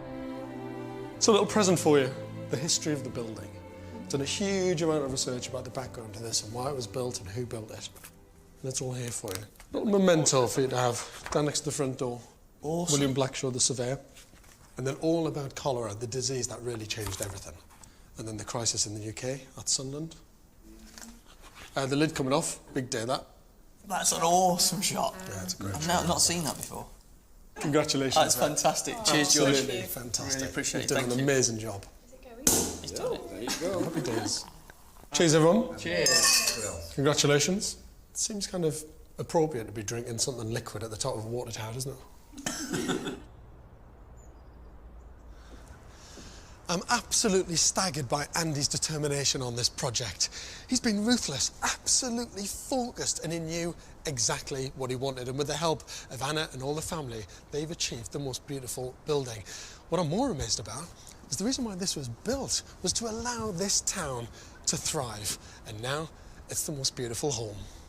This time, I'm returning to see a couple who've endured an epic battle to transform an imposing brick water tower into a family home. He's gone crazy, he's bought a tower. Yeah, you know what I mean? It's midlife crisis. It wasn't quite finished the last time I visited, but they finally pulled off one of the most impressive restoration projects I've ever seen. You must be chuffed to bits. Yeah, we are. We are pleased with it, yes. Yeah. Exhausted, but pleased, yeah. I first visited the rolling hills and natural springs of North Yorkshire 3 years ago. Just outside the historic spa town of Harrogate, perched on a hill above the suburb of Pannell and hidden in a copse of trees, Carol and Majid Nadri had just bought this abandoned water tower. With 3 grown-up daughters now making their own way in life and money from the sale of another property, they were ready for an ambitious midlife adventure. Well, we were looking for something different. You can't get it more different than this. We've done some properties in our time. This is the first time we've taken a really big risk on our own home. But that's what we said we had to do, you know, to do something really special. Although Carol was surprised by how bold Majid became in the auction. The scariest bit was actually in the auction room. Majid was bidding and I was just thinking, at what point do it? Is he just getting carried away with himself? Is he thinking it through? And will I have to get hold of his arm and stop him? We managed to just get it at 202,000. We got the bid, so here we are.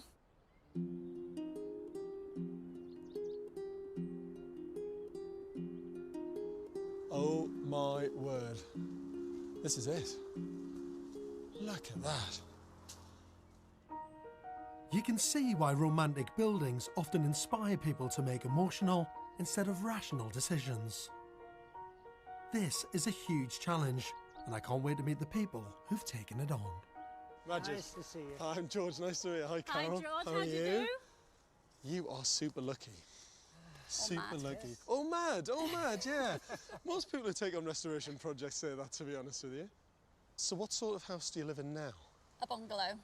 You live in a bungalow? 25 years in a bungalow. And now it's going to be 3 flights of stairs to go to bed. You haven't been upstairs for 25 years, and then you've bought a water tower that high in the middle of the landscape. That's brilliant. What did you think of the building, Carol, when you first came to see it? I just thought, I wasn't impressed with the building at all to begin with, to be fair. How could that possibly be a house? But it grew on me very, very quickly because the location is just so amazing. It's just so beautiful. It's the setting that really sold it to me. Tell you what, it's a bit like a jungle at the minute, isn't it? Oh, it certainly is. It's quite a bit I've of been all stung about 40 times by the nettles. But in terms of planning permission, you know, to get this converted into a home, where are you at with that? What's the situation? We have got planning permission to change the actual inside to make it into a 3 stories and a mezzanine. I can't imagine there's much light in there because I can't see any windows on the outside. Oh, look at that. Amazing. You've got all the kit in there. Yes. You've got a nice big hole there with a pipe in. Yes. It's fantastic that this is still in place. That would have been turning away right down to the well at the very bottom, pumping up all that water. I mean, it's a bit of an odd one to have in a house. It's in the middle of my kitchen. It's in the middle of your kitchen. I mean, that is absolutely amazing. The sole purpose of this building was to pump water out of a natural spring to supply mains water to a nearby village. A diesel pump pushed the water up from a borehole to the tank. At this height, gravity would provide the water pressure that sent it downhill to the village 2 miles away. This local landmark has left Carol and Majid some unusual fixtures and fittings to decide what to do with. This will look so good in the garden though, won't it? So you're going to take this out as a Yeah, garden I feature? think this should be a garden feature. Are you going to keep the well there, though? No, because what was the point of keeping the well there? Yeah, it's a decent wine cellar, that. Yeah. We said that we could light the edges. You should light the edges, put a little glass top on there. Film of a hoist. Hoist your wines up and down there. That is amazing. Throughout the restoration, children's nursery owners Carol and Majid will be living in their bungalow 10 miles away. They've given the project a year and a budget of £300,000, made up of savings and money from the sale of another property. But just as they're finalising their designs, a quirk of British planning law brings it all to a shuddering halt. 11 months since they bought the tower, they're forbidden from starting building work. Although Carol and Majid own the 1.5 acres surrounding the tower, part of the track from the main road is owned by Harrogate Council. They can't develop their project without first buying the right to use the track for access. They didn't account for the fact that it's often a costly legal process to buy access, which is why these crucial stretches of land are known as ransom strips.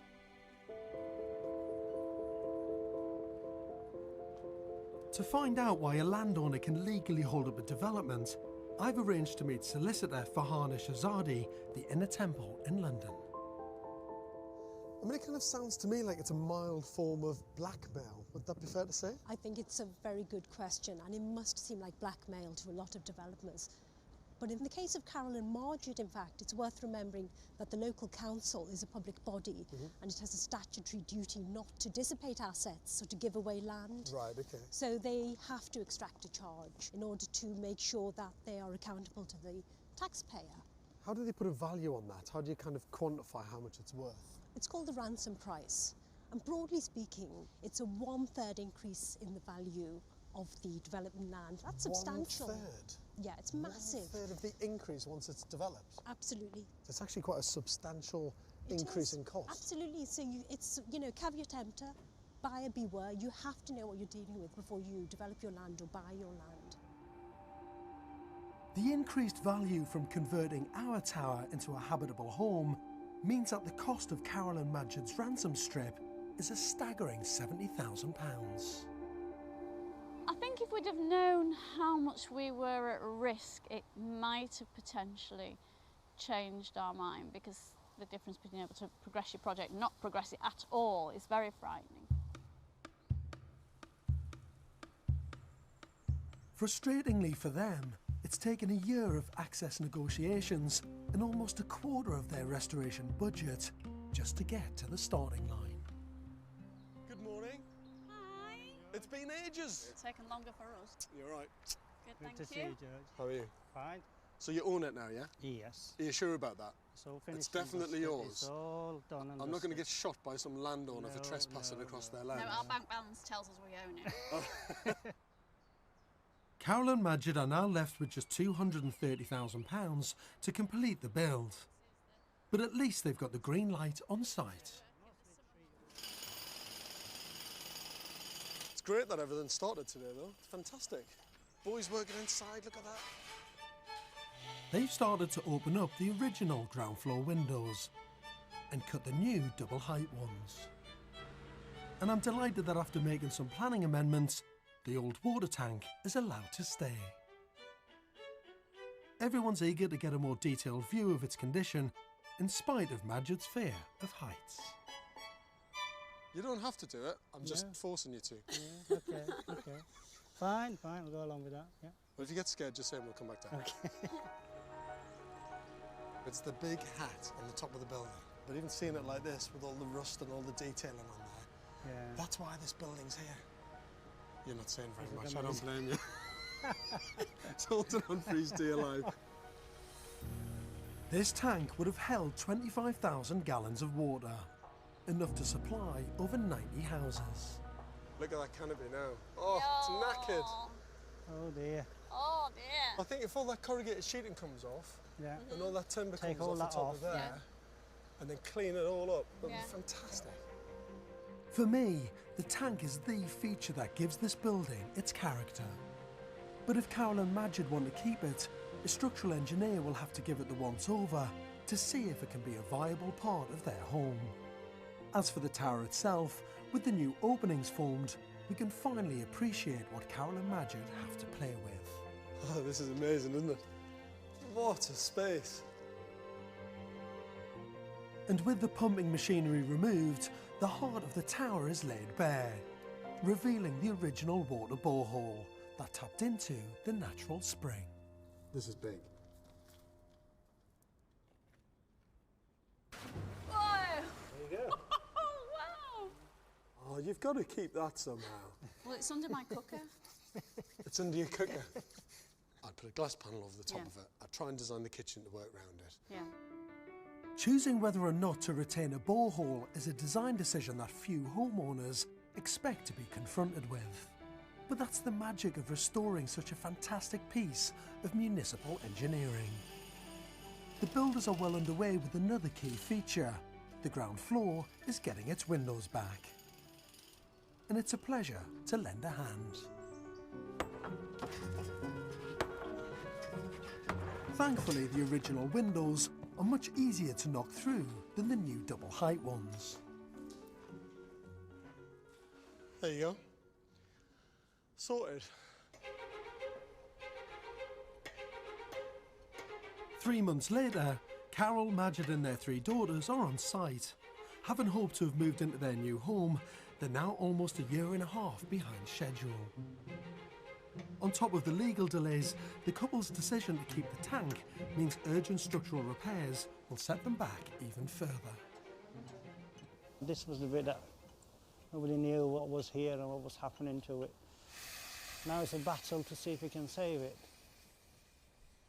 We thought because there's no water in it, it now must be pretty safe because there's nothing pushing, but apparently the wind is so strong that we have to reinforce it.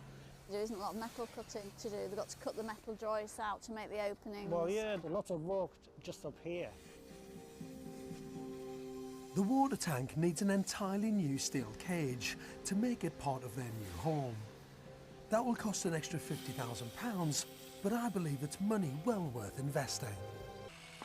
Finally, the floors are in and the old water tank is now structurally sound. But they've spent £170,000 of their £300,000 budget, and they're not even wind and watertight. I know this has been a massive extra expense keeping the tank, but if this was gone, imagine what you would have lost. Amazing. We call it a think tank, don't we? I would call it the money tank, to be honest. I hope Carol agrees that the high costs of getting the bones of the building right is money well spent. I dread to ask this question, really, but how's the money going now that you've done all this additional work? It's probably added a good 20% to the actual project. 20% of your original budget. What's your original budget? I can't remember off the top of my head.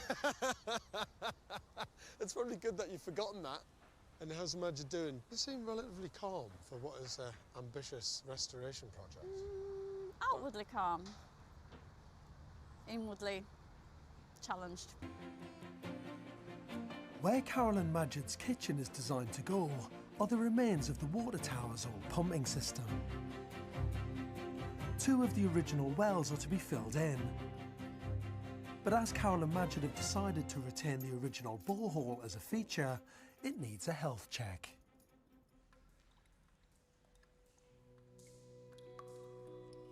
I tell you what, it's cold. It's so well built, you know. It's one of the most amazing pieces of engineering I think I've ever seen. The curving of the brickwork's fantastic.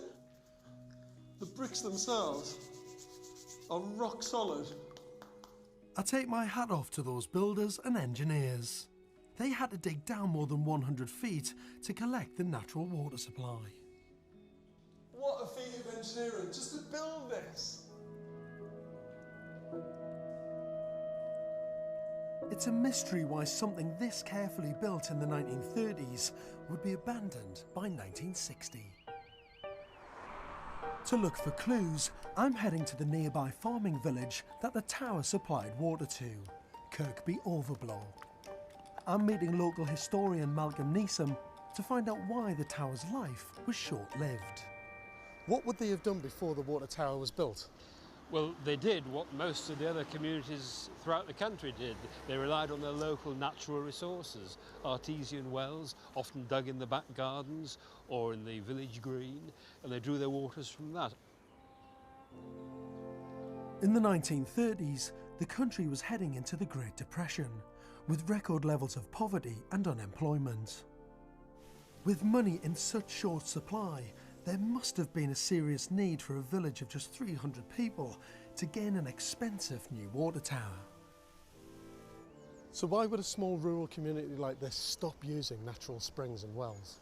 It was the old problem of pollution, mostly from ground sources, and there seem to have been 2 principal causes for that.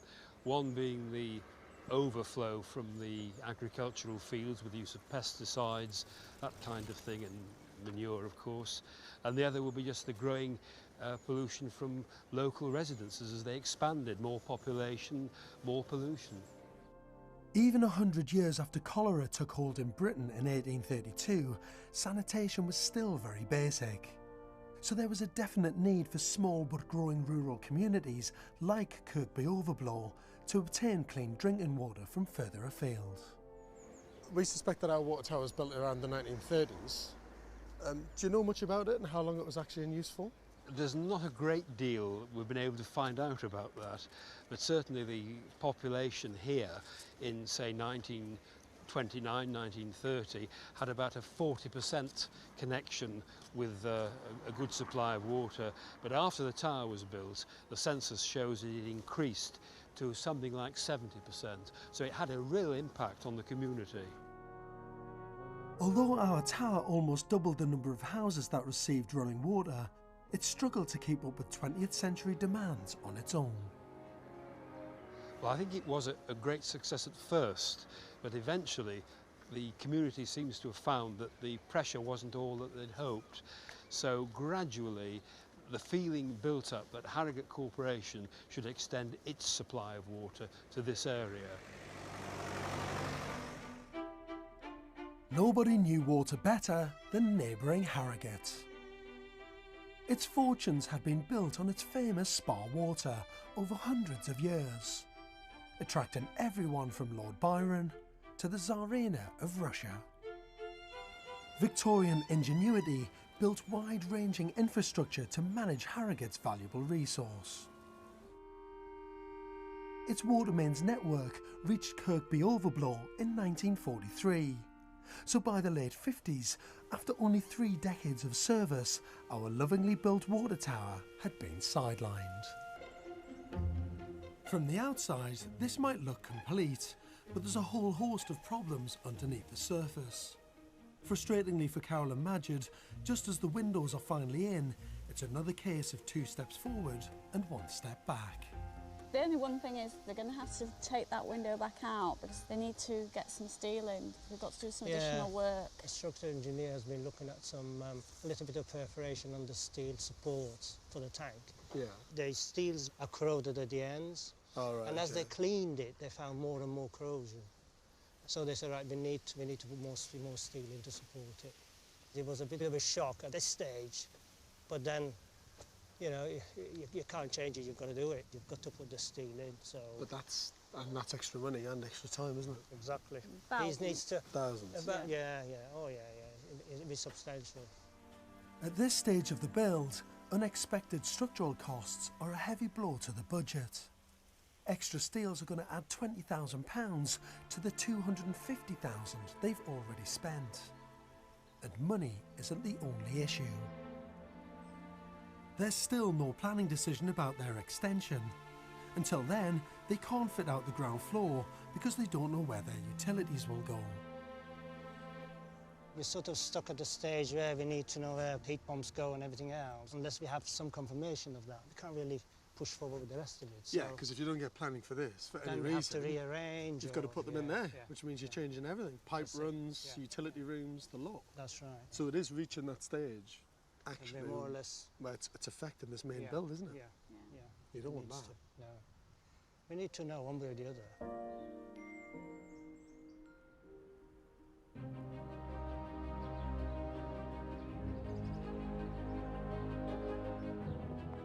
Three months later than expected, council planners are finally ready to hear Carol and Majid's case for their extension.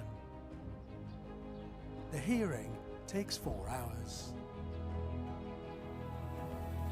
We got there. And, Unanimous? Because we never felt it should have gone to all this. For what we were doing there, right from start, we never thought it warranted all this 3 months of hanging about, expense, time, effort, for something that was so obvious. Common sense prevailed at the end. But they're not completely out of the woods yet. They may have secured planning permission for their extension, but they've been dealt yet another hammer blow. Their previous £70,000 ransom fee will now have to be renegotiated. There's a covenant on it that we have to pay more if you develop it further. So that means we have to pay more when we build an extension. So that's where we are. We need to go back and agree a figure with them. You just stopped me being excited about the planning permission, actually. I just remembered it might cost, well, it will cost us some more money. That's how it works, apparently. Fingers crossed, if there's anything left to do the rest of it. It's been an exhausting journey. Just to get to this stage has taken 2.5 years, and it's still not finished. But now they've had their extension signed off and finalised the layout of the ground floor, how far off is this project from finally becoming their home? Roger, how are you? On a cold, windy, blustery day. While parts of the exterior look finished, I can see it's still a work in progress. Even on a windy day, it looks beautiful. Really small. Around the back of the tower, the rear extension is ready to go up, once they've negotiated a new fee for access. On the ground floor of the tower, the kitchen will have to remain unfinished until it's weather tight. Well, you can understand why you're not finished inside, because you need to get that extension built, don't you? Yeah, we need to be watertight now. Go ahead, Ben, after you. Once the extension is built, stairs will lead from the ground floor to a mezzanine seating area. Soon there'll also be a lift for the floors above. So much easier. That's easier than the ladders. A lot easier. Much easier. The second floor will house a bedroom for Carolyn Magid's youngest daughter, Roya, and another for guests. Oh, this is a bit more like it, isn't it? Yeah. Plasterboard on the walls, first fix electrics. Yeah. Wind and water tight up here. Yes, it's moved on a little bit more. It's good you haven't got a bathroom there, look at that. Still in its wrapping, mind. Although the house is far from complete, Carolyn Magid have a surprise for me. To keep up momentum, they've been busy working on their new home from the top down. The third floor is now taken up by their huge master bedroom suite in the treetops. Oh, what a difference. Look at that. The contrast between this and downstairs is mind-boggling. It's a bit of a, let's see how it could be. Yeah, it's changed. Encourages a little bit. I think it's really nice. Really, really lovely. If this is a hint of what you're going to do through the rest of the building, it's going to be stunningly beautiful when it's finished. But I'm more intrigued to see what they've done with the tank. I was concerned that by encouraging them to keep it, it had caused extra costs and delays. But Carol and Magid were on board from the start, so I hope it lives up to everyone's expectations. I can't quite believe it. Beautiful, isn't it? Look at the room you've got up here now. This is what this building's all about. The tank was its whole reason for being here. Exactly. Whole reason why the building was built. Yeah. To have lost it would have been madness, I think.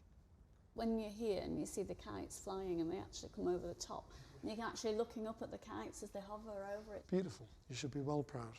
You've saved a bit of history. This restoration has been challenging for the whole family. Initially, their 3 daughters thought this was a midlife crisis, but today, seeing the tank for the first time, they can begin to share in their parents' vision for the family home. I can't quite believe it. Is this really, it's bizarre, yeah. It's gorgeous. We were worried for a little bit, weren't we? Yeah. What's it done? They rang and said, oh, we've bought a tower. I'm like, what kind of tower? Yeah. Oh, a tower, we're going to live in it. Or we live in a bungalow. From what I've seen today, Carol and Magid are clearly capable of giving this once abandoned tower the high standard of finish it deserves.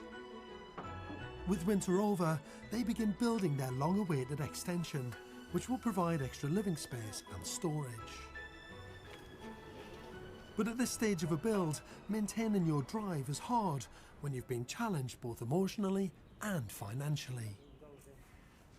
I just hope they can persevere through the last stretch of this epic project. 3 years ago, Carol and Magid Nadri took a leap of faith when they bought an abandoned water tower at auction. After fighting a long and grueling battle to restore the tower, I'm returning to see if they finally pulled it off. We've got a sign here that says, warning, building unsafe, do not enter. I don't think they need that anymore. Good morning. Hi. What a thing of beauty. So Good lovely to see you. Fantastic. Hello, Magid. I tell you what, you have done something very, very special. Thank you. This is looking brilliant. Really good. You know what, standing here now, I don't think there's a single thing you would do differently. This water tower has been transformed from a municipal building into a 4-bedroom family home in the most beautiful setting. The new 2-storey extension is wrapped in metal cladding to reflect the industrial aesthetic of the tank, while the new windows literally reflect the surroundings. I mean, even looking up there at that picture window, all you can see up there is trees. And you get lovely reflections even of the trees behind me here. Just reflecting trees everywhere. Beautiful.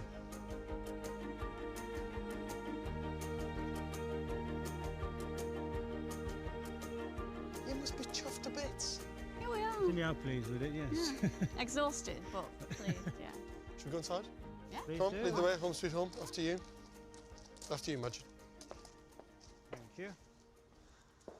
Now that is very, very smart indeed. It really is. It just does everything that you wanted it to do, doesn't it? Because it gives you that clean break between the old building and the new. I love the way that you've kept all the old brickwork. We love the bricks, we really do. Yeah, and we haven't overly cleaned them or anything because you needed to keep them as they should be, so... Yeah. I love the way that when you've broken through and created these openings, you've left the bits of sill in. Yeah. The edges of the stone sill and the clean cut of the bricks. So smart. Old meeting new. Yeah.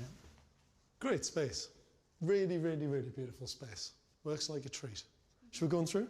Yeah, coming through. Nice little dining area off there. This is the one that I cut through, wasn't it? This is where I got the big blade out and chopped through the brickwork. This is ridiculously beautiful. You've done a great job on this. What a space. Do you know what? You've got to think back, haven't you, to what this was really like at the beginning. Nice big hole there with a pipe. 3 years ago, this space was full of rubble and rusting machinery from the tower's past. I'll tell you what, the rest of the space is just to die for, really. Wonderful that, to put a wood-burning stove. Yes, we managed to get that in that corner. Belting out the heat. Your lift! How posh is that? And looking through the glass and seeing the old brickwork there behind in the corner, it's really cool. And I don't think I've ever said that about a residential lift before. But you know what I mean? Sometimes they just look a little bit naff. Yeah. It's fabulous. While the lift is a new addition, Carol and Majid have made clever use of many original features and materials. Do you recognise the heart? My word. They are panels from the tank. Yeah. On the top. That's right. That's genius. That is so cool. And the windowsills to match. Do you know what? I didn't even notice them. I was so busy looking at the rest of the space, I didn't even see that. Panels from the tank used as windowsills. They are rock hard, aren't they? But the ultimate triumph when it comes to respecting the past lies beneath your feet in the kitchen. That is a masterstroke. That is staggeringly brilliant. Honestly. It took some doing that, but I think I'm very pleased with the outcome. I love the way you've done it. I love it. The last time I saw this borehole, I was at the bottom of it. It's one of the most amazing pieces of engineering I think I've ever seen. To have that as a feature in the middle of your kitchen. Yeah. Doesn't get any better than that on a restoration project. It really doesn't. Very clean, crisp piece of glass. Beautiful lighting around the top, directional lighting that's shining all the way down. You can even see the reflection of the lights right down in the bottom of the well in the water. Yeah. Now all I have to do is persuade the girls to walk over it and wash the dishes. They're going to be like this all the time. They keep going around it. It is quite a brave move, though, to take that step. Yeah, it is, yeah. And just cut across it like that every time that you want to get to the kitchen sink. I'll tell you what, you can't get a more dramatic approach to a kitchen sink than that, can you? You really can't. That is history, and celebrating history in every way. Fabulous. Carol and Majid have been brave with their kitchen, going for a dark industrial look that wraps around the old well. A mezzanine floor sits above the living space, and although it's only one level up, the novelty of his new lift has definitely not worn off for Majid. Here he comes. This is hilarious. I love the fact that he's taking the lift and we're taking the stairs. Oh there, mister. You all right? Hello. It's brilliant. So it stops. It does actually work. How nice is that? Right. That's really posh, Save isn't my it? legs. It is? Yeah. Well, and then when you get up here, it's a great space. I love this. To be able to stand up at this level and look down and see lift, wood burner. This double height space is beautiful. And that window, which is fabulous.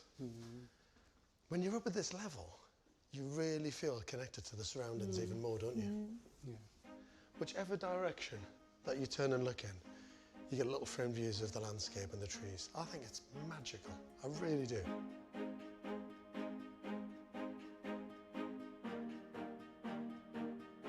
No balustrading, I noticed. No, you'll get the phone call from building regs.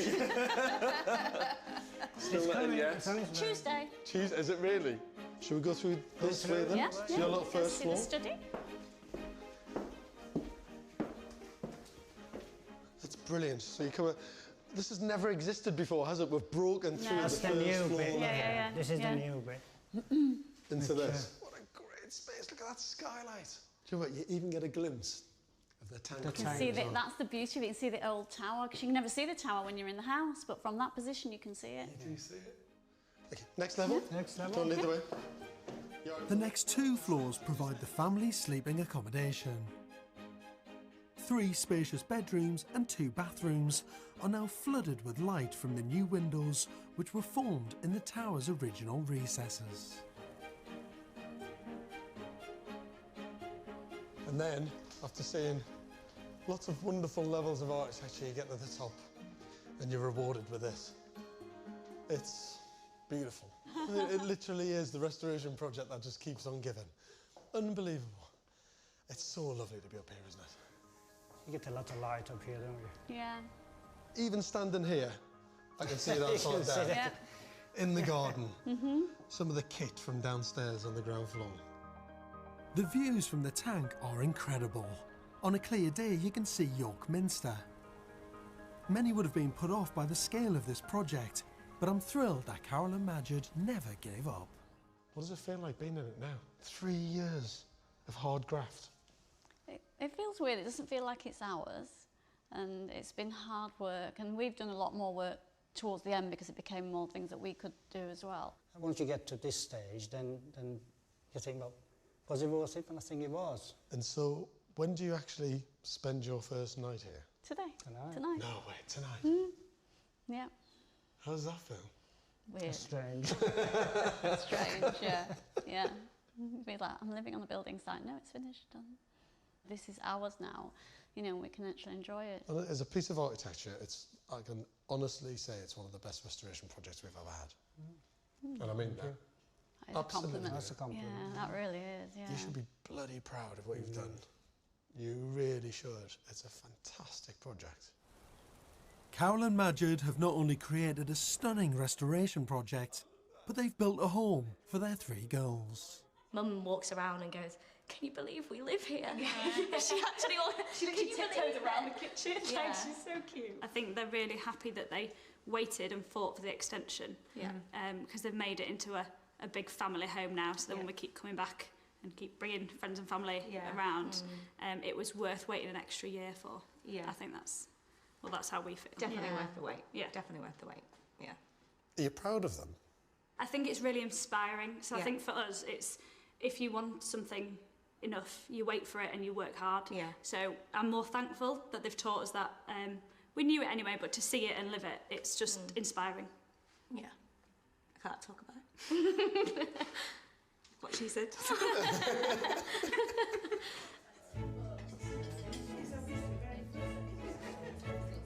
Carol and Majid always intended for the tower to be enjoyed by everyone. So to mark its completion, they've invited over long-standing friends and family to celebrate, including me. There's an army of you. I think we should raise a glass, shouldn't we? to the water tower. Thank you. Tower. Cheers, everyone. Cheers. Cheers. Yeah, Carol and Majid always knew that this building had potential. But for them to have the will, the determination, the perseverance to keep pushing day after day for 3 years without compromising on their vision is nothing short of incredible. I can honestly say that it's been an honour to be part of their restoration journey. Has their pain and their struggle been worth it? Yes. Is this one of the greatest Restoration Man projects